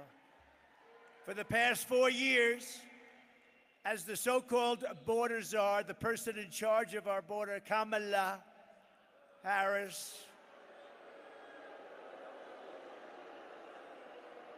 and you can't use the name Harris. You know, if you say Harris, nobody knows who the hell you're talking about. Think of it, Harris, nice name. It's like, so we use the name Kamala. She was last, right? She came in last, and now she's running. How about that? In all fairness, I'm not a fan of Sleepy Joe, but Sleepy Joe got 14 million votes. She got none. She never made it to the great state of Iowa. She quit. Out of 22 people, she quit. She had nothing going. And interestingly, when she came in, she was okay, pretty good. But then they heard her talking. They watched her brain in action. And when they saw the brain in action, they said, that's it. And here she is again. But Kamala has imported an army of illegal alien gang members and migrant criminals from the dungeons of the third world. They come from the dungeons, think of that, the dungeons of the third world, from prisons and jails, insane asylums, and mental institutions. And she has had them resettled beautifully into your community to prey upon innocent American citizens. That's what they're doing. And no place is it more evident than right here. Because in Aurora, multiple apartment complexes have been taken over by the savage Venezuela prison gang known as Tren de Aragua. Or is your law enforcement and law enforcement all over the world. They know them all over the world. They're a savage gang, one of the worst in the world. And they're getting bigger all the time because of our stupidity. They're known as TDA. TDA has killed 7 people today, sir. Last month, 6 men with armed rifles and many other men standing right outside waiting for them, and handguns were caught on camera as they were forced into a situation, and they said they were forced. They weren't forced. They got their way into an apartment building. They threatened the tenants at gunpoint. These are people that never saw anything like this. These are people that never experienced criminals and crime. They burst into the building and they held tenants at gunpoint and at knife point. 10 minutes later, they opened fire on a 25-year-old man outside the building, fatally shooting him. Of the barbaric thugs who have been identified, at least 3 are illegal aliens who were in Border Patrol custody. They were in custody. By the way, 4 years ago, we had the safest border in the history of our country. Put up that sign, please. Put up my all-time favorite graph. Put up my all-time favorite. Get that put up.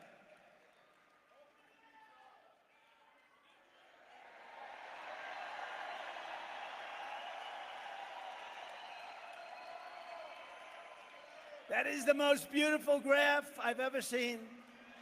It's the most beautiful piece of paper I've ever seen. I take it home every night and I sleep with it and I kiss it. Oh, I kiss it, boo-boo. Because without that sucker, I wouldn't be here right now. So if you think about it, Mr. Pastor, great job you did, Pastor. If you think about it, illegal Immigration saved my life. I'm the only one. Usually it's the opposite. It's usually the opposite. Thank you very much. But you see that arrow in the bottom? That's when I left. That's the day I left office. You had the lowest number of people coming into our country in the history, recorded history of our country. And then look what happened, like a rocket ship. And they were rough, the ones that came in. We were very, very careful. We were remain in Mexico. We checked everybody out. People came in, but then they got rough because then they said, let's do open borders. Let's let the whole world. And as soon as they did that, jails were emptied, mental institutions were emptied, and I would have done the same thing if I were in charge of any of the many countries we're talking about. 3 of these thugs were in Border Patrol custody, but were released into the United States by Kamala. And my message, they were released, and they killed people, a lot of people. They were released. But my message today is very simple. No person who has inflicted the violence and terror that Kamala Harris has inflicted on this community can ever be allowed to become the President of the United States. We're not going to let it out.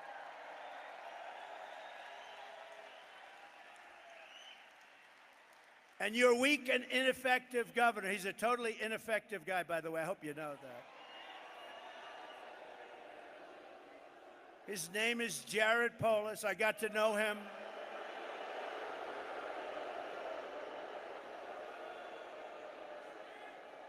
I got to know him in the White House. He'd come in with other governors, some Democrat. I see them all. I worked with all of them. I know the good ones and the bad ones. He's not a good one, this one. But he'd come in, sir, it's so nice to meet you, sir. Oh, it's such an honor to be, oh, this is the Oval Office. Oh, sir, thank you, sir, thank you, sir. Then he comes back here and he says, I didn't like the guy. Can you believe it? And I gave you, not him, I didn't give anything. I gave you everything that they wanted. I gave you because I love this state. This state has to flip Republican. It has to. It has to.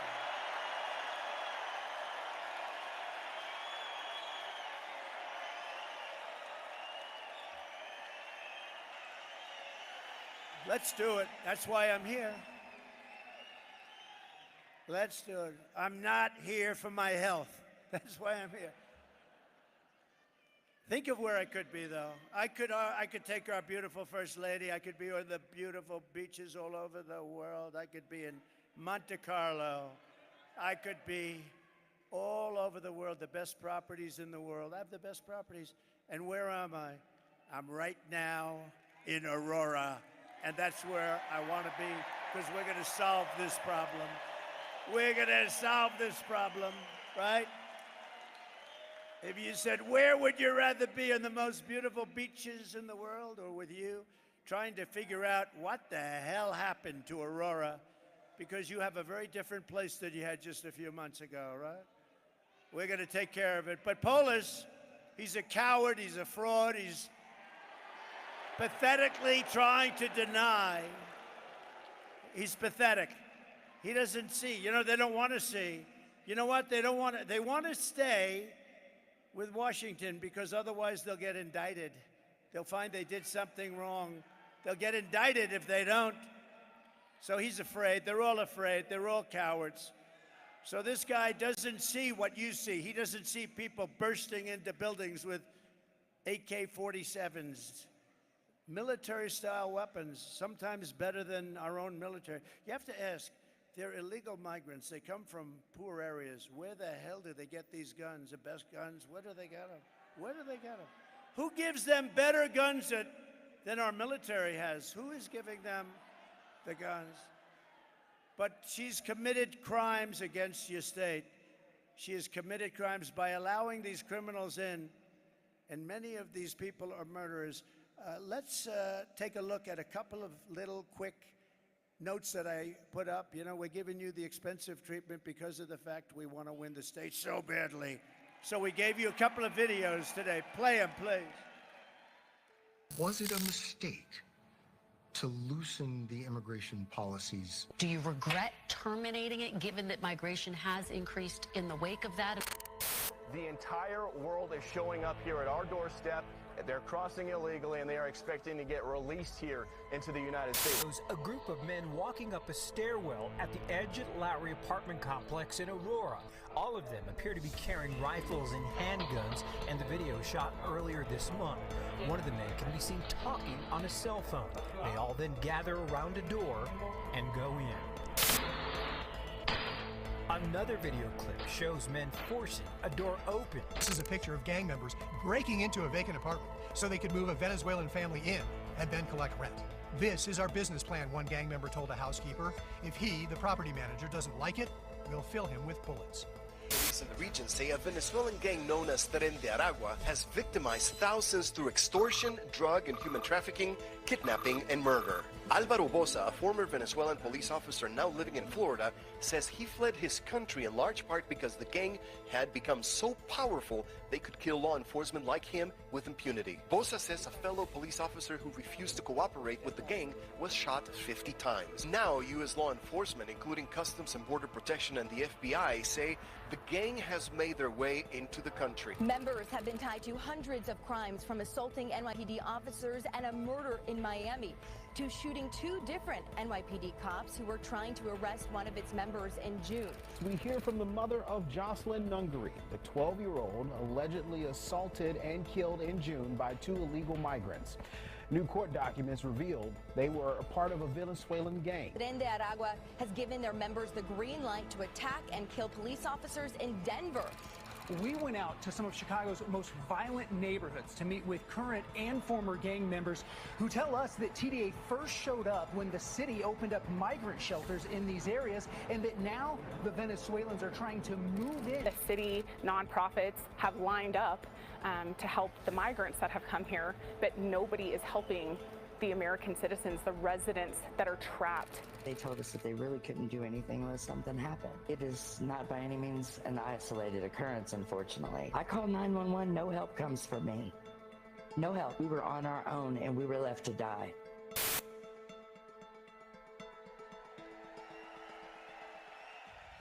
Open borders, deadly consequences. Border crisis. Record high crossings are putting a strain on cities across America. It is a full-blown invasion. Armed Venezuelan gang members storming an apartment complex in Aurora, Colorado. When people talk about migrant crime, this is what they're talking about. Biden and Harris had created a program to bring them in under humanitarian parole. I am in favor of saying that we're not going to treat people who are undocumented across the border as criminals. More than 13,000 illegal immigrants convicted of murder have been released into the United States. My 20-year-old daughter, Kayla Hamilton, was murdered in her own room. Kayla's murderer was apprehended by Border Patrol crossing illegally into the U.S. Kayla's murderer had been improperly released into the United States. Abolish ICE.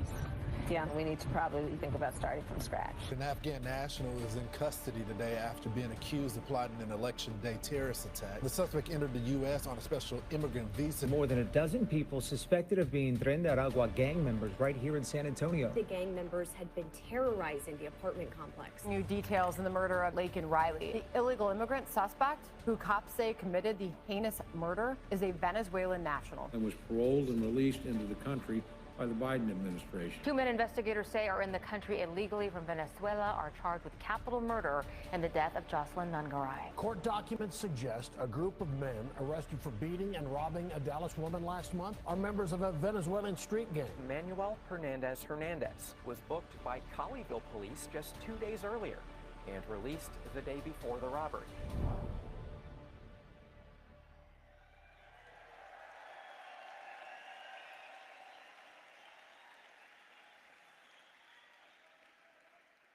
Four years ago, it would be unthinkable that you'd be watching something like that. Again, we had, think of it, the safest border in the history of our country. We never had a border so safe. All they had to do is leave it. Joe could have gone to the beach. He thinks he looks good in a bathing suit. And all he had to do is leave the guys that we had. They were great, great people, and we ran it tough. Remain in Mexico, little things like remain in Mexico. And I want to say, we want to have people come into our country, but they have to come in legally. We don't want them.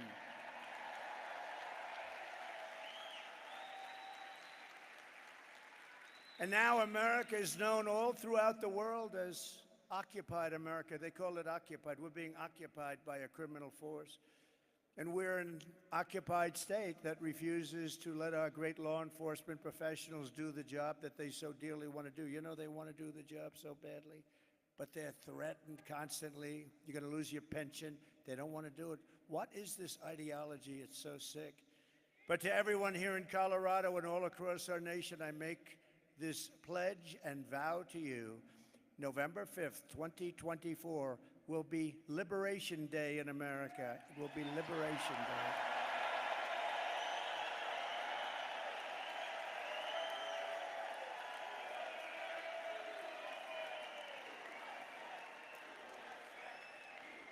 Thank you.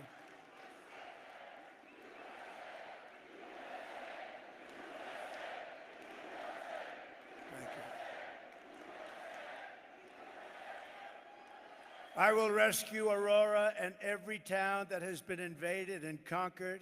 These towns have been conquered. Explain that to your governor. He doesn't have a clue. They've been conquered. And we will put these vicious and bloodthirsty criminals in jail or kick them out of our country, and we will be very, very effective in doing it. It's going to happen very, very fast. We're going to get them the hell out of our country. And if you're a weak and ineffective governor, Jared Polis, was doing his job, he would be leading the fight to get these gangs and thugs the hell out of Colorado now. And remember, it was Polis. So nice to me in the White House. Sir, yes, sir, called me sir. Called me sir, would have done whatever the hell I wanted. Yes, sir. Oh, sir, it's such an honor. And yet it was Polis who led the move to take me off the ballot because I was leading in the polls against all of the Democrats. And then the Supreme Court, very brave and very brilliant, actually, voted 9-0 that I should be on the ballot. 9-0. Everybody unanimous that I should be. I was leading everybody on the ballot, every Democrat. I was leading everybody. He said, we have to get him off the ballot because that was part of their scheme. You know, not only the weaponization, but this was actually part of the weaponization. Their first move was to try and get me off the ballot. They didn't want to run against me. They liked other people much better. Much better. You know, we ran and won in 2016. We did much better by millions of votes in 2020, but we won't discuss that. And I will tell you, you see it by the crowd. You see it outside. Let's take a look outside. We are today, there's more enthusiasm for this movement, MAGA, the greatest movement. It's called Make America Great Again. There's more enthusiasm today than ever before. But there was great indignation in Colorado by what this ineffective person did. They really were angry at him, and they were angry. And especially, you know who was the most indignant? The Democrats, believe it or not. They thought it was a terrible thing to do because that is really a threat to democracy, not the fake threat that they use all the time. So I hope that Colorado, I love this place. I'm here a lot, as you know. I have a lot of friends. I have a lot of friends here. And they tell me the whole thing is turning, but you can't live like this. You can't live with these people. These are stone cold killers. You could be walking down the street with your husband. You'll both be dead. They won't even remember they did it the following morning. You can't live like this. So I hope that Colorado will show a tremendous protest vote for what they did to try and keep me off the ballot, and more importantly, for what they have done to the fabric of your culture.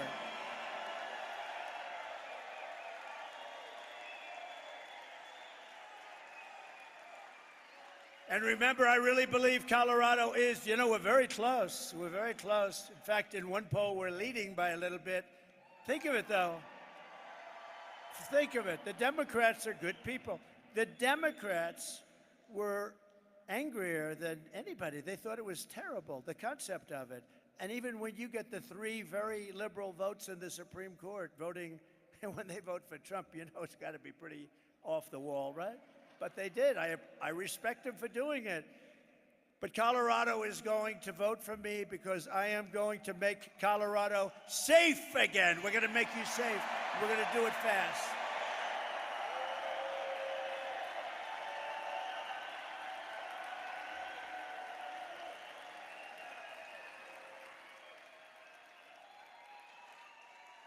In 3 local apartment complexes that Kamala has infested with the TDA, that's the gang that we talked about, the prison gang. They come out of prisons. 80% of the residents are now living with their relatives in different states and other places. They've been forced out of their building. 20% of the residents stayed, and they're fearing for their life. They had no choice but to stay. They're being threatened every single day. They're going to be out soon. They're going to be out. They don't have to be out. I would say if they can hold out, you know, on January 20th, it's too long. You better get out of there. It's too unsafe. But January 20th, those guys are going to be out on their asses, and they're going to be out of this country. They're going to be out of their country.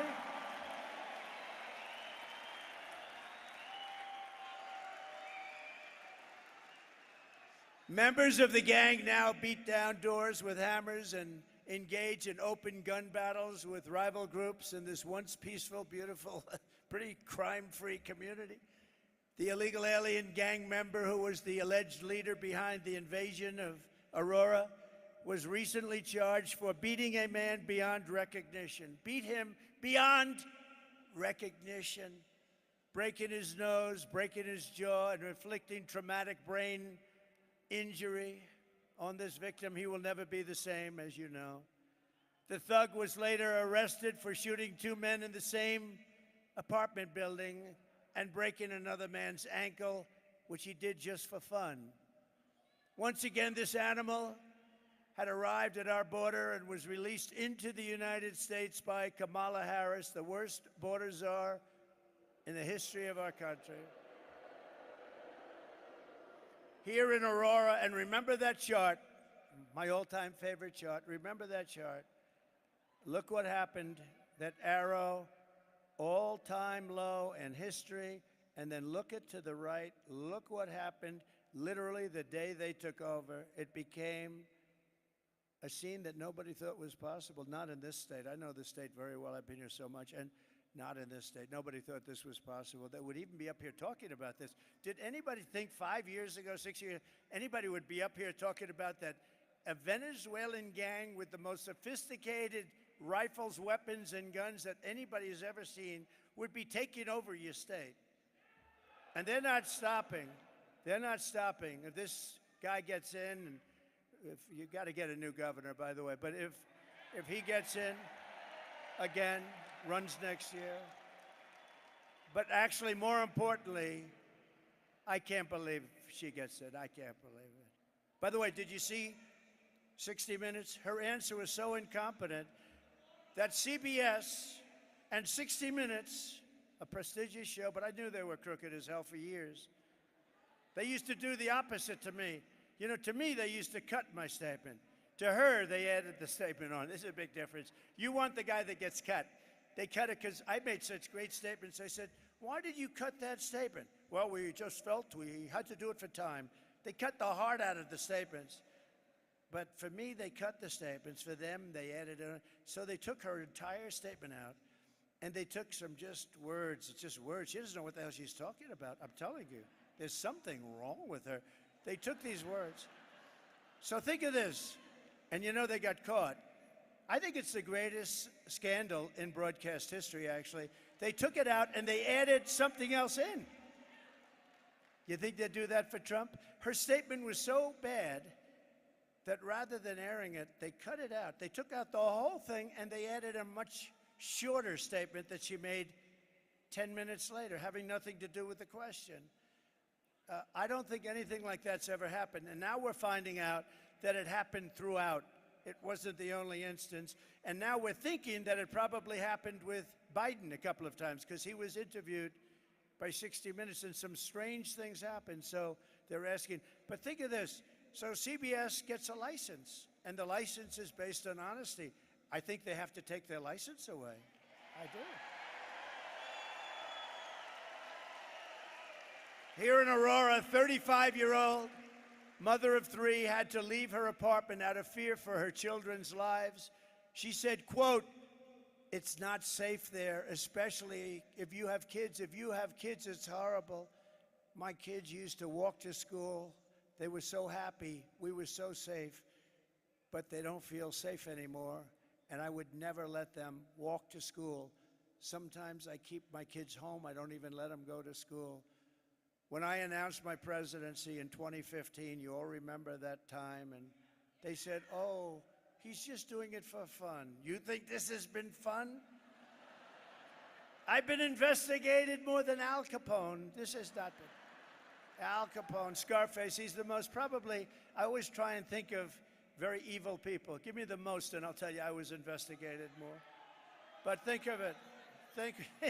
He goes Hillary Clinton.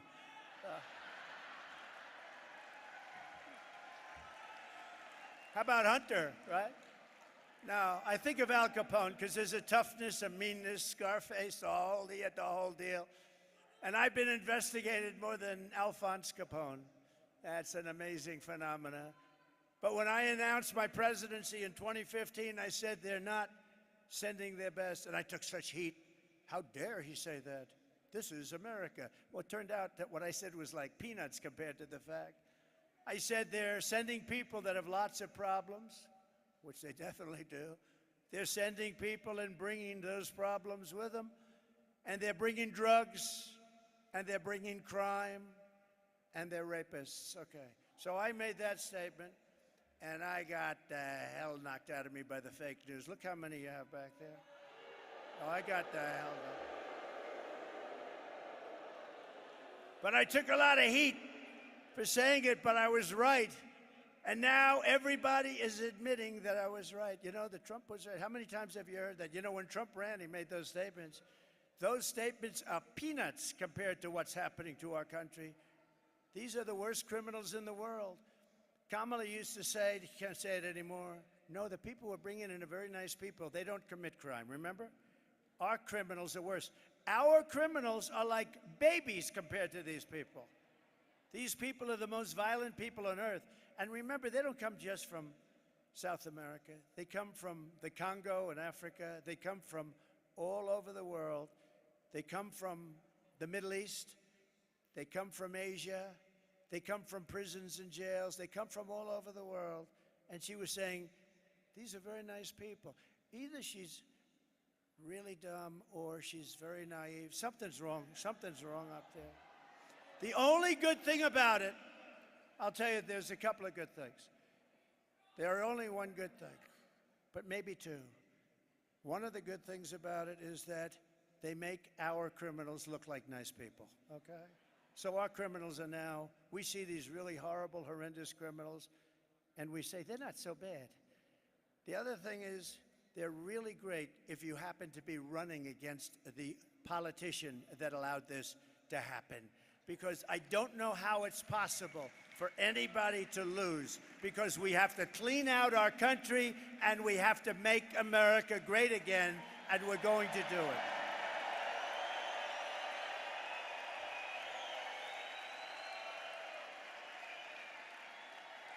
So you know the story here. We're joined today by another Aurora resident who you know, Cindy Romero, and she's going to come up and say just a few words. She bravely published her camera footage of what she witnessed, and it is gone all over the world. Cindy was forced to flee her home after her car was hit with gunfire. Another day in Aurora. Can you imagine this happening? A lot of these people live in Aurora. They live in Colorado. Most of you live in Colorado. And can you imagine that you have somebody standing up here talking about this stuff? It's hard to believe. She said life in her community had become, quote, a total nightmare. And every time she went to take out the trash or went to bed at night, she had to lock her door with 4 separate locks. She has locks all over her door. And then put braces on her door. And she was preventing people that were knocking on her door. They were wanting to do a lot of bad things. So I'd like to ask Cindy, she's been very brave, actually, and she was able to release footage that was so violent and vicious. And Cindy, I wouldn't have done it personally, but that's okay. You're probably braver than I am. Cindy, come up for a minute, please. Come on up.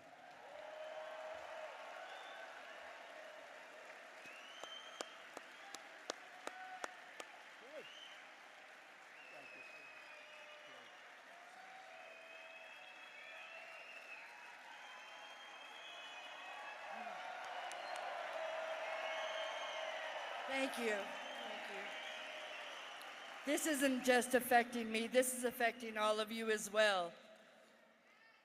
We've got to get Trump back in office. We've got to get it done.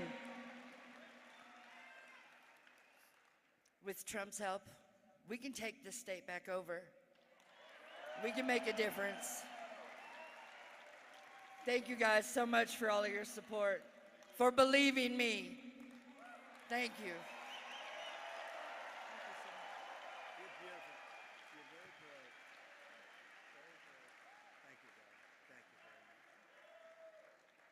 She's very brave. Getting all of the evidence and all of that footage, I just said you're very brave, Cindy. Thank you very much. Really a big help.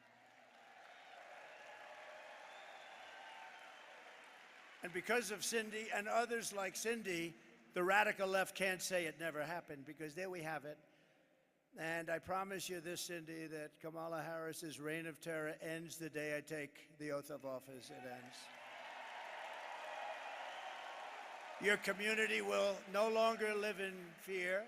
You will once again have a protector in the White House. I'm going to be a protector. You know, I said, I think we're doing very well with women. We're doing great in the polls. We're winning in all of the polls, just about. But somebody said, women love my policy, but they don't like me. I think they do like me. I'll tell you what.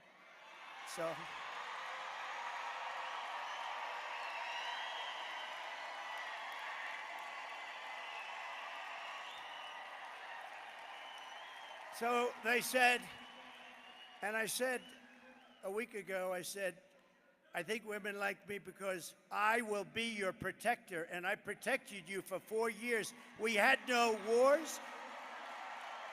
We had no terrorism.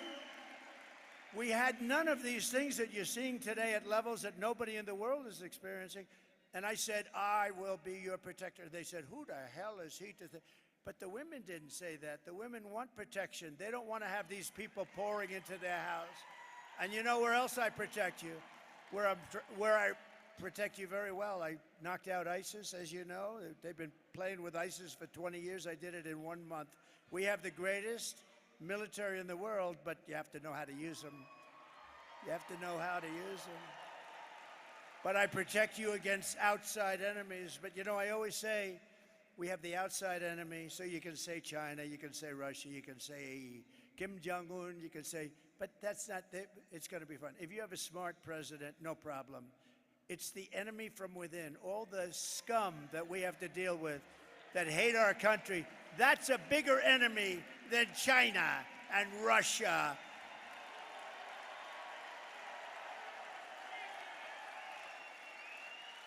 And I'll tell you, as an example with Russia, if I were president, the Ukraine-Russia situation would have never happened, would have never happened. October 7th in Israel would have never happened. Inflation would have never happened. You had no inflation. Every day Americans like Cindy are living in fear, all because Kamala Harris decided to empty the slums and prison cells of Caracas and many other places, happening all over the world. Every country, you know, prison populations all over the world are down. Crime all over the world is down because they take the world's criminals, gang members, drug dealers, and they deposit them into the United States, bus after bus after bus.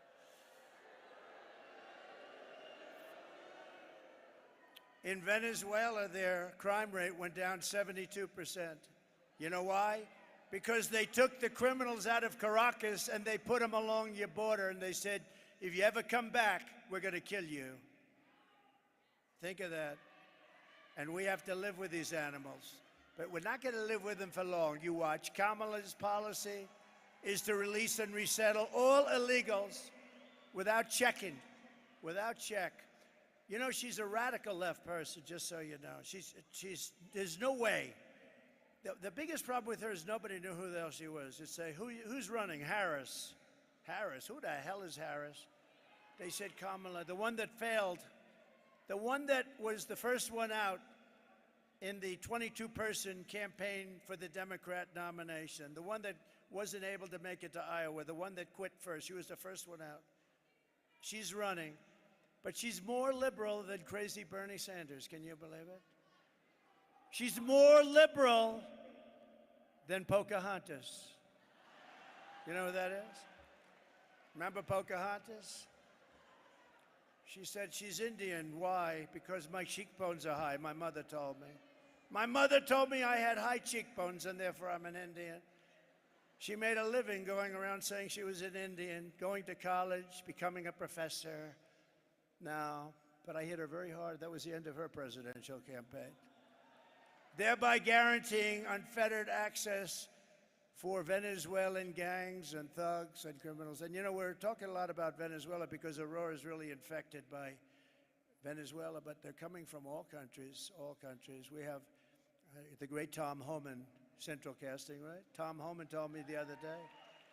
He said last month they came from 168 countries all over the world. Most people don't even know you had that. We actually have more than 200, but they don't even know you had. But they came from 168 countries, most of them criminals, and they deposit them in our country, and we're supposed to take it. And then the liberal philosophy is, we'll make them into wonderful people. No, you're not going to make them into wonderful people. Some people murdered, many people actually murdered more than 3 people. The murderers that came in, some were on death row, and they said it's better if we just let it go to America. This is what we have, and they're in your community, but they're going to be all over. And you know, other communities in other states, because every state is a border state now. It's not Texas and Arizona, and it's every state is a border state, every state. And they're now, and people are living in deathly fear. Most of them, a lot of them have already been hit, but a lot of them haven't, but they're going to be hit because there's millions of them. They're all over the place, and they're walking through our country, and they're going to be settled in a lot of these states that never thought a thing like this could happen. It's only going to get worse, but we're going to make it better, and we're going to make it better really fast.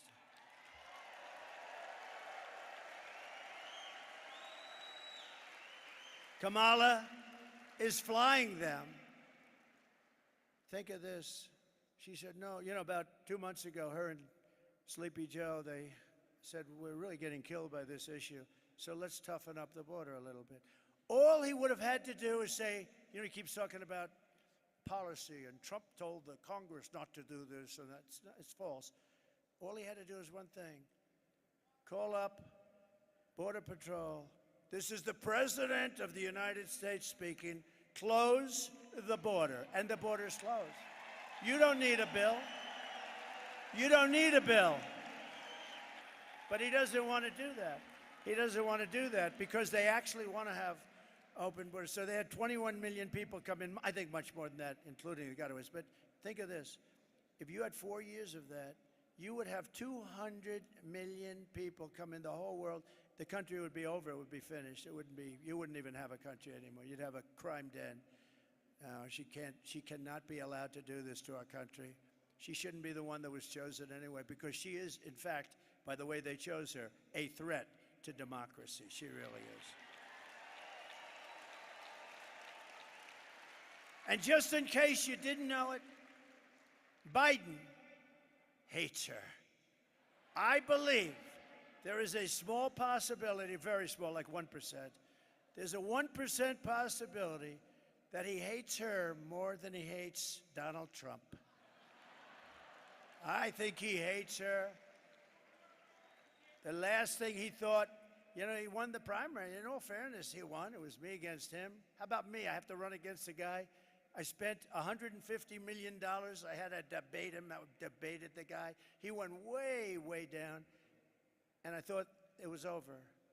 And then it's like a fighter. Then they put a new person in her, and we don't know anything about her. We have to, but now we learned, and now the people are learning, and she's crashing like a rock.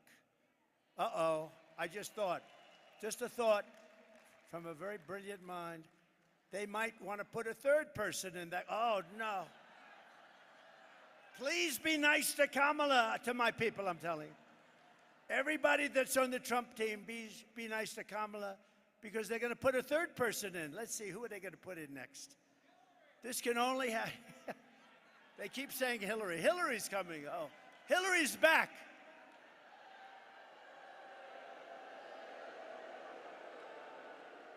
You know, it's interesting.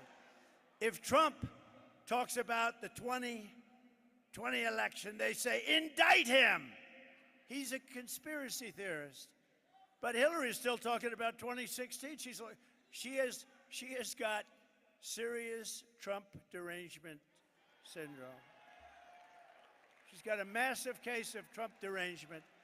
No, but you ever notice she talks about it all the time, all those people that, but when anybody from the right talks even a little bit, no, we don't forget. We're not forgetting. Hillary is talking about it. I saw her 2 days ago. What they did to me. No. Isn't it fun? Isn't it nice? Because I haven't looked at these stupid things in about 15 minutes. Isn't it nice to have a president that doesn't need a teleprompter? Isn't that nice? Isn't that? Look at it. Look at that.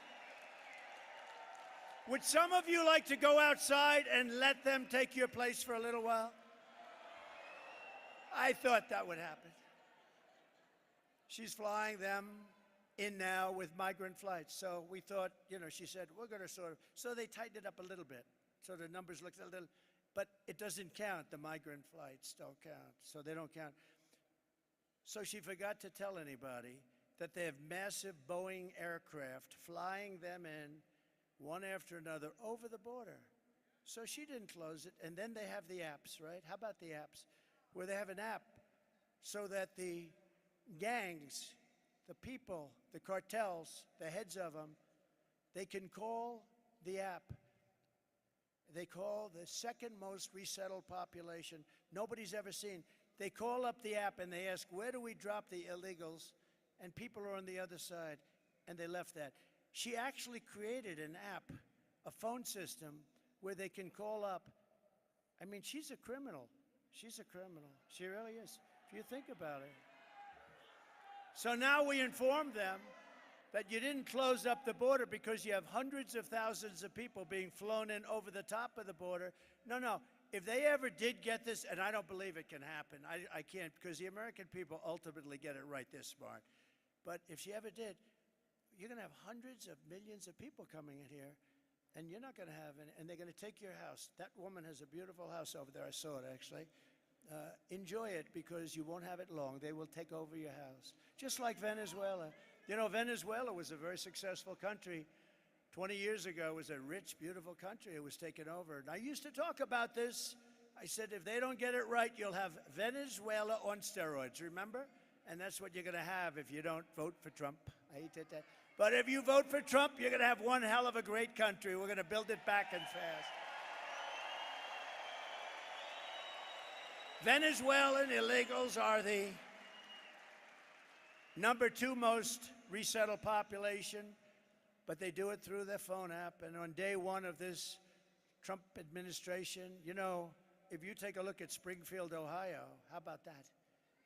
They have about 50,000 people. No crime, beautiful community, everything nice, schools, everything nice. They dropped in 32,000 people that are really illegal. You know, they did it in such a way that they could make the case. You know, they said they did it through probation. What's probation? They took them in through probation. So I assume they assume they're like prisoners or something, and therefore they're legal. They brought in 32,000 people into a community of 50, a community that was a nice community. And now if you want to go to the hospital, you can't get in. Your children can't get into school.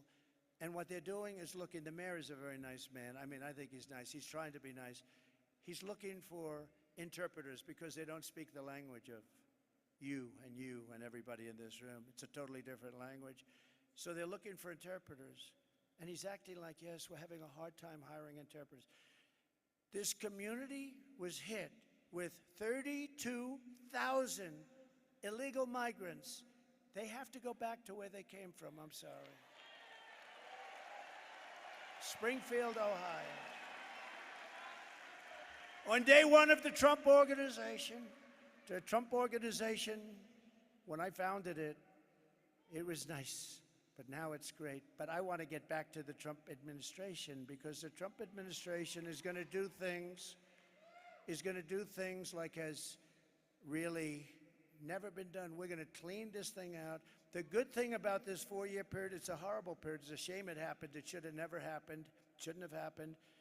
But they've done so badly that we'll be able to do it, and we'll be able to do it with cheers because people see how bad it is and how bad it's been run. And that's why there's far more enthusiasm for this move, the greatest movement ever. And by the way, if it wasn't, the fake news would be headlines. Donald Trump lied. When Biden would get up and he'd say, we're going to stop MAGA. We're going to do something about MAGA. Remember with the pink wall, he looked like the devil, right? Remember the pink wall? We're going to stop MAGA. I think it's called MAGA. We're going to stop MAGA. And I said, Joe, it's called Make America Great Again. And he wants to stop it. He wants to stop it. We're going to stop MAGA. But the border will be sealed. The invasion will be stopped. The migrant flights will end, and Kamala's app for illegals will be shut down immediately within 24 hours. All within 24 hours. And you know, I've always had an ability to do a lot of things, so I'm going to do something else on the first day. I'm going to do all of those things. The border, we're going to make it strong very quickly. We're going to get people out that are criminals and horrible people. But we're also going to do something else. Drill, baby, drill. Two things.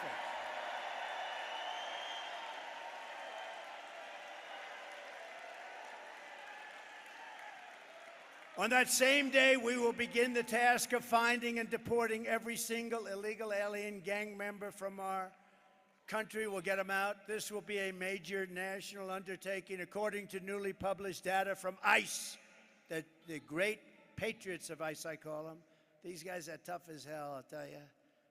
They should be fighting for Dana White, UFC, ICE. You got to see them. They go in MS-13. That's another beautiful gang. They're tough as hell. They've taken them out by the thousands. She wants to end ICE. She doesn't want to have ICE. But they informed us that over the last short period of time, 13,099 illegal aliens convicted of murder are at large and dropped into the United States against their wishes, against our Border Patrol's wish. The wishes of our Border Patrol. They would say, please don't do this, please don't do this. Even as the New York Times, which is totally corrupt, I mean, I can't stand that paper. I can't stand them. You know what you do with the Times? When you read a story, just think the opposite. They're the enemy of the people. They really, New York Times is the enemy. Washington Post is the enemy of the people, too. I don't understand it, why. And then they lose credibility. Eventually, they go out of business. I call it the failing New York Times. But even as the New York Times recently reported, the TDA Venezuelan prison gang has, quote, sneaked into the United States among the millions of migrants who have crossed the border and is peddling drugs, guns, and women all across the 50 states, from the urban centers like New York and Chicago to Florida beaches to the once tranquil middle America. It was once tranquil. You were once tranquil. In Colorado, the gang even got a green light to shoot police officers. Did you know that the gang got the okay to kill your police? You know that, right? By the way, that's the New York Times. That's not me. That's the New York Times saying that. They got the green light to kill your police. Just days ago, it was an amazing day. I was in a small town, Prairie du Chien in Wisconsin. You know, we're leading Wisconsin by 4.5 points, too. Right? They have a similar problem. You know, almost all states have this. You know, just so we set it straight, Aurora's got a lot of publicity, but you have states that have a bigger problem than Aurora. You have that people aren't talking about. A lot of the people that run the states, they don't want to talk about it. They want to try and solve it, but they can't because they're not tough enough. You need very tough people like ICE, like military. You need very tough people to solve it. They can't. You know, you'll have a sheriff with 1 or 2 men, and you'll have 25 migrants with weaponry that they haven't even seen in some cases. No, you need help. But they don't want to talk about it because the public relations is so bad for the town or the little city that they run, or the big city. Look at Chicago, look at New York, look at Los Angeles, what's happening to it. In Wisconsin, where last month an illegal alien member of this ruthless gang was arrested for holding a mother and a daughter captive against their will and sexually assaulting them again and again and again. In Houston in June, 12-year-old Jocelyn Nungari was kidnapped, tied up, and assaulted for 2 hours under the bridge before she was murdered by 2 Venezuelan TDAs, these gang members who Kamala Harris had ordered and let into the United States. Totally unvetted. Nobody knew who they were. Totally unvetted. Come on in. You just come on in. In New York City, another gang member recently shot 2 New York City police officers, hitting one in the chest and the other in the leg. They were really, really badly hurt, probably going to make it.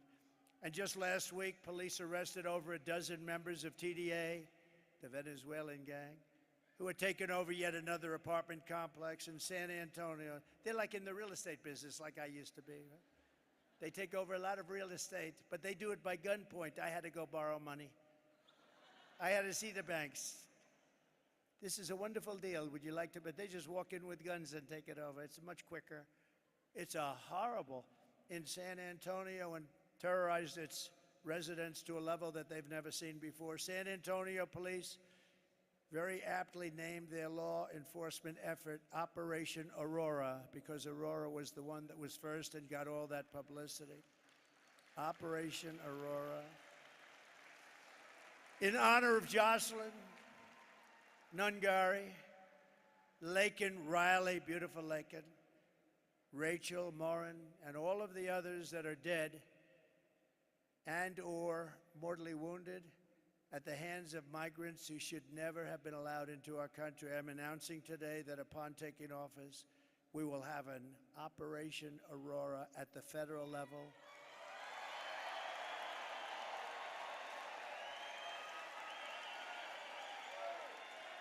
To expedite the removals of these savage gangs, and I will invoke the Alien Enemies Act of 1798. Think of that.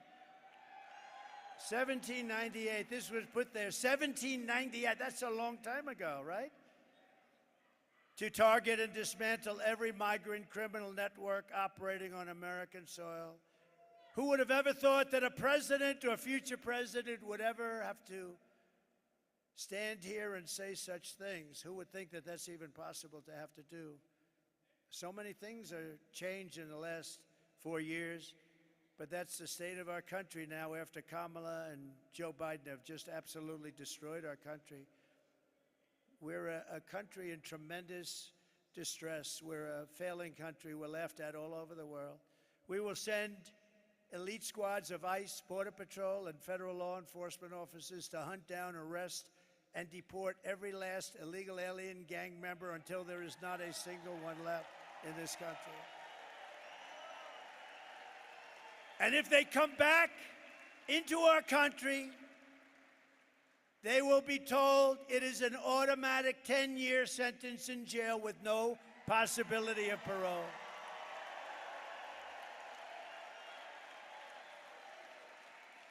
And I'm hereby calling for the death penalty for any migrant that kills an American citizen or a law enforcement officer.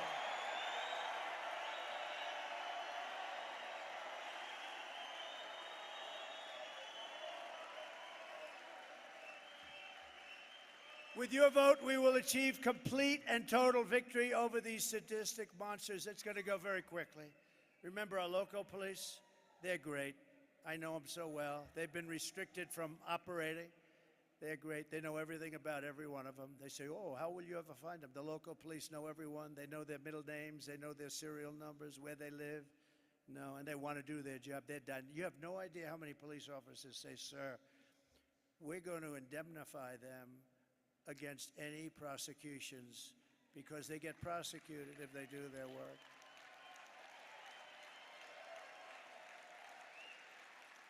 I'm going to pass that. It'll pass so fast. If they do their job, they get prosecuted by their own people. They get sued by the people that won't take care of the criminals. Some of the DAs that won't do the, think of it, and AGs. They won't go after the criminal, but they'll go after our police officers if they do the job. We will take back our suburbs, we'll take back our cities and towns, and we will take back our country, and we will do it very, very quickly.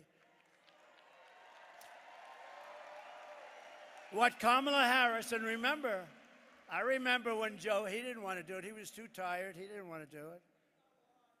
I like to do it myself. And by the way, how good is J.D. Vance? Is he great?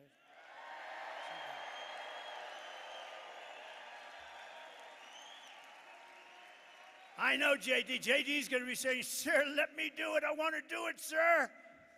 And if he did it, it would be done right. But I'd say, J.D., I want to do it. We'd have an argument over who's going to do it. It'll be done right. But J.D. was great. He was great the other night exposing that total moron. Man,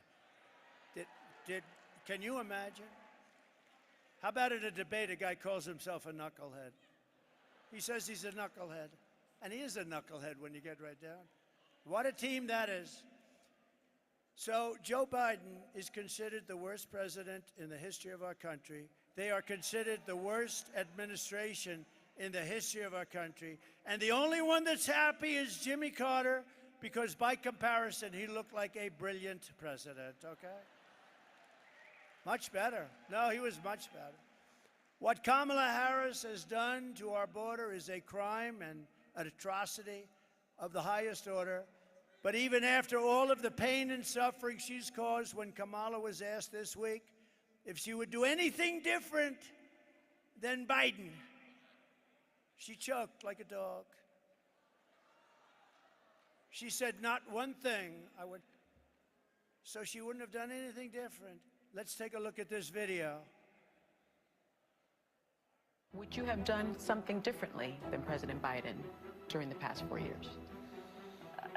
There is not a thing that comes to mind. I stood there on the tarmac watching you check your watch. The chaotic and deadly U.S. evacuation from Afghanistan stunned Americans and the world and cost the lives of 13 U.S. soldiers. Would you have done something differently? There is not a thing that comes to mind. More than 13,000 illegal immigrants convicted of murder have been caught at the border and then released into the United States. An Afghan national is in custody today after being accused of plotting an election day terrorist attack. The suspect entered the U.S. on a special immigrant visa. Gut-wrenching new details in the murder of Georgia nursing student Laken Riley. The illegal immigrant suspect, who cops say committed the heinous murder, is a Venezuelan national who crossed the unsecured southern border back in 2022.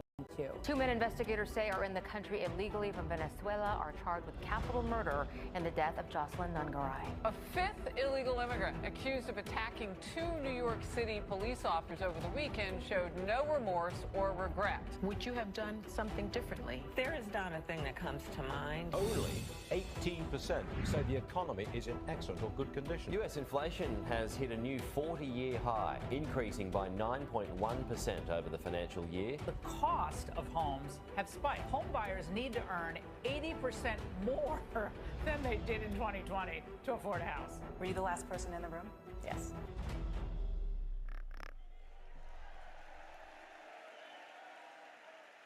Can you imagine? I watched that, and I said, well, this is going to be a long answer because she's got, she's changed 15 policies. She was in favor of gun confiscation, every single thing that you don't want, 15 times. I said this, and she changed. Nobody's ever, if you change one thing, you're in trouble. She did every single thing, but every single thing she changed, she would end up doing, including banning fracking, which is going to drive up costs, and hence, I'm leading Pennsylvania by a lot. That would be the end of Pennsylvania. That would be the end of Pennsylvania.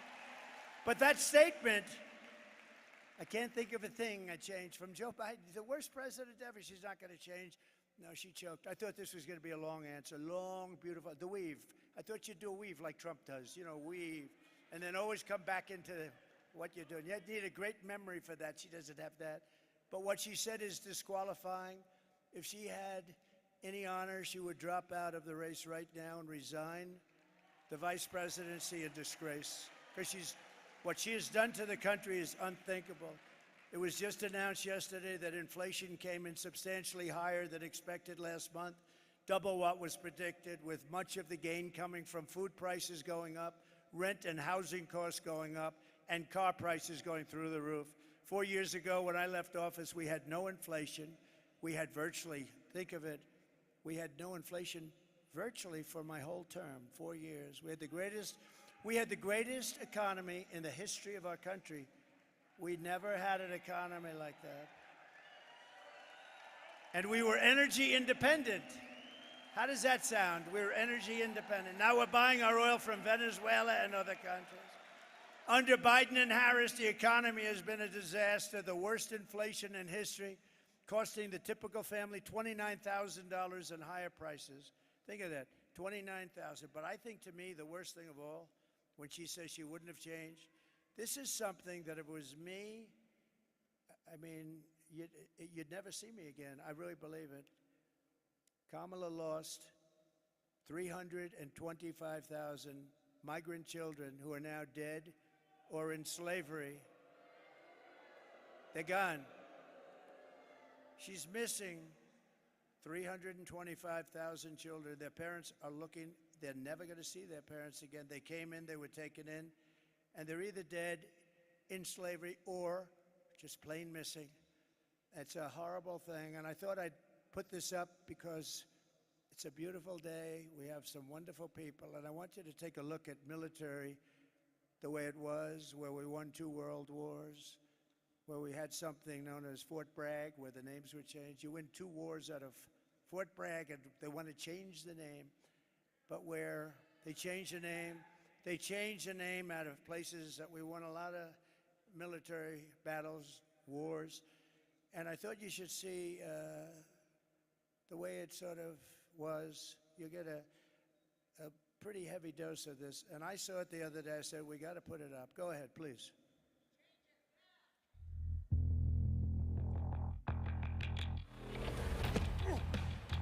You little scumbag! I got your name. I got your ass! You will not laugh. You will not cry. You will learn by the numbers. Happy Pride. Happy Pride Month, and actually, let's declare it a summer of pride. So you're a killer? Sir, yes, sir! Let me see your war face. Sir, you got a war face? Ah! That's a war face. Now let me see your war face. Ah! Bullshit! You didn't convince me. Let me see your real war face. Ah!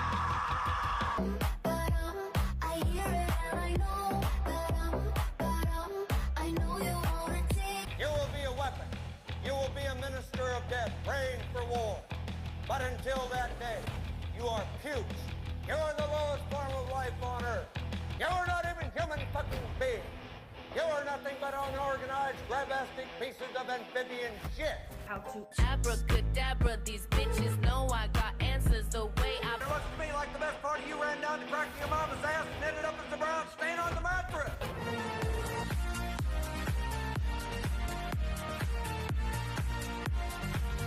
I love working for Uncle Sam. I love working for Uncle Sam. Let me know just who I am. Let me know just who I am. 1, 2, 3, 4, United States Marine Corps. 1, 2, 3, 4, United States Marine Corps.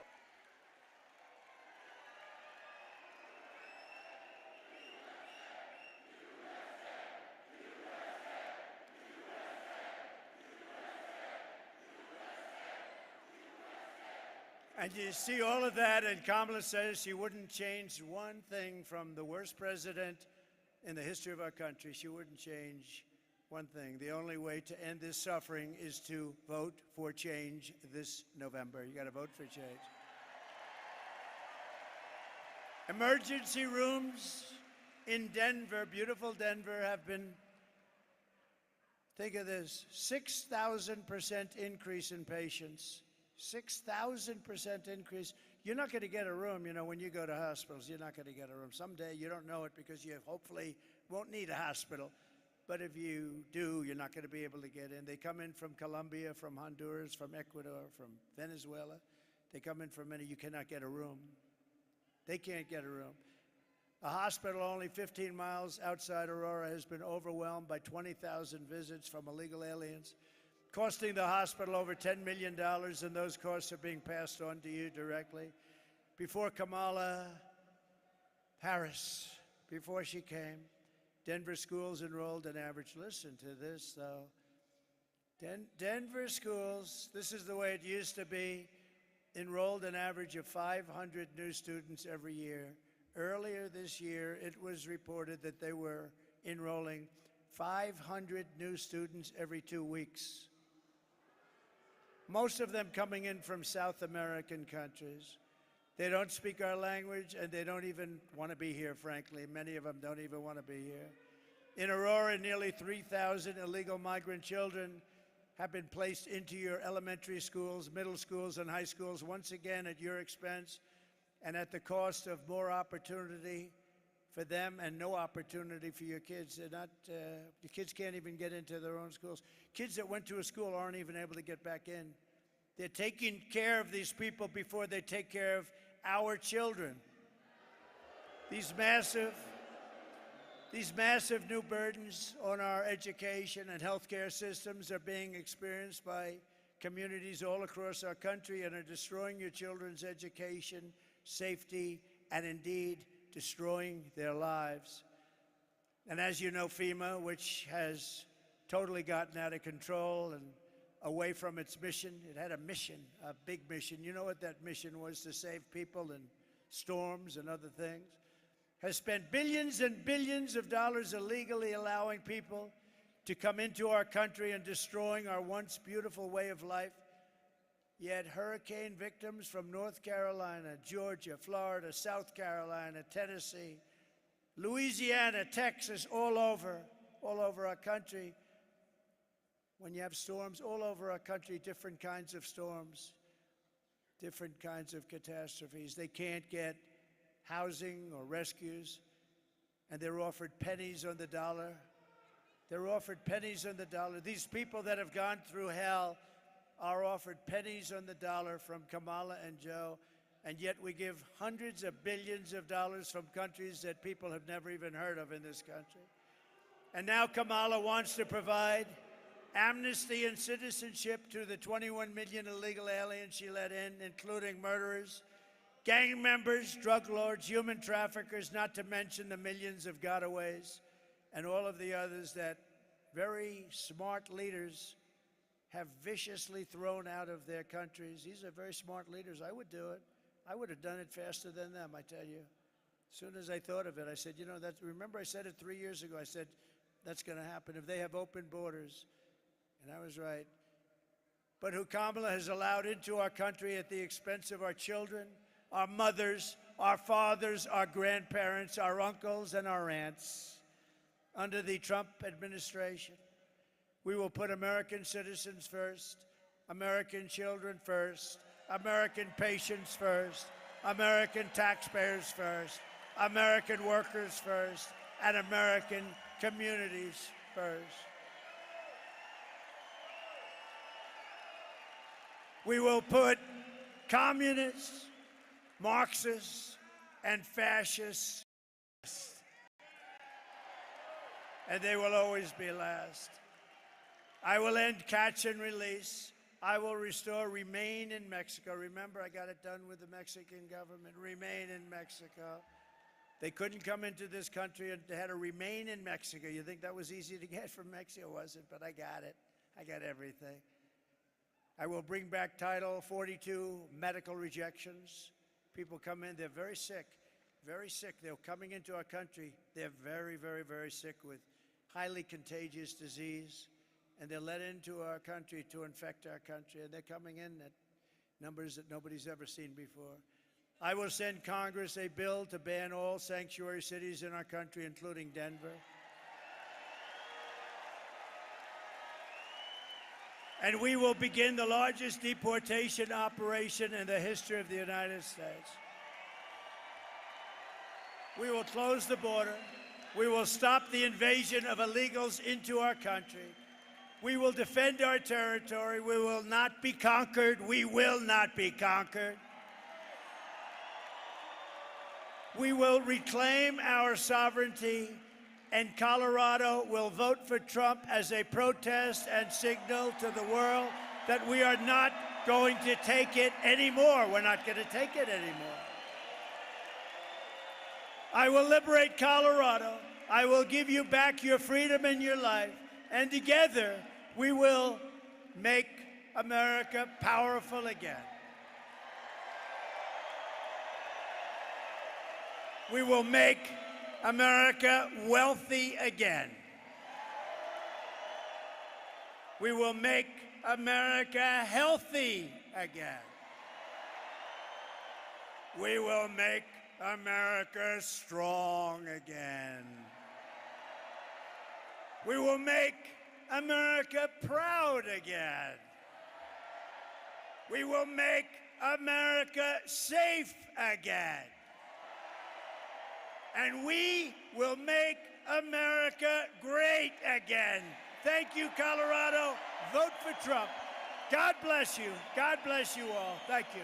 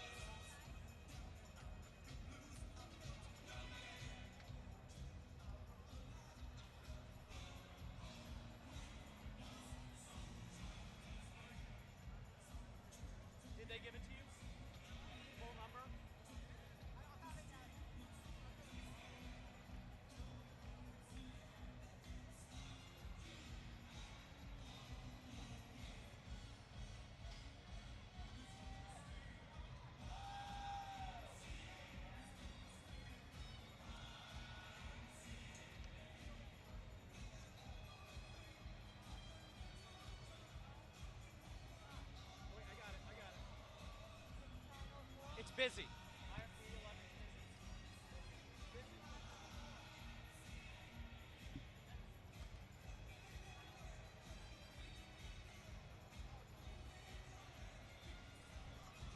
If you can hear me, you need to clear I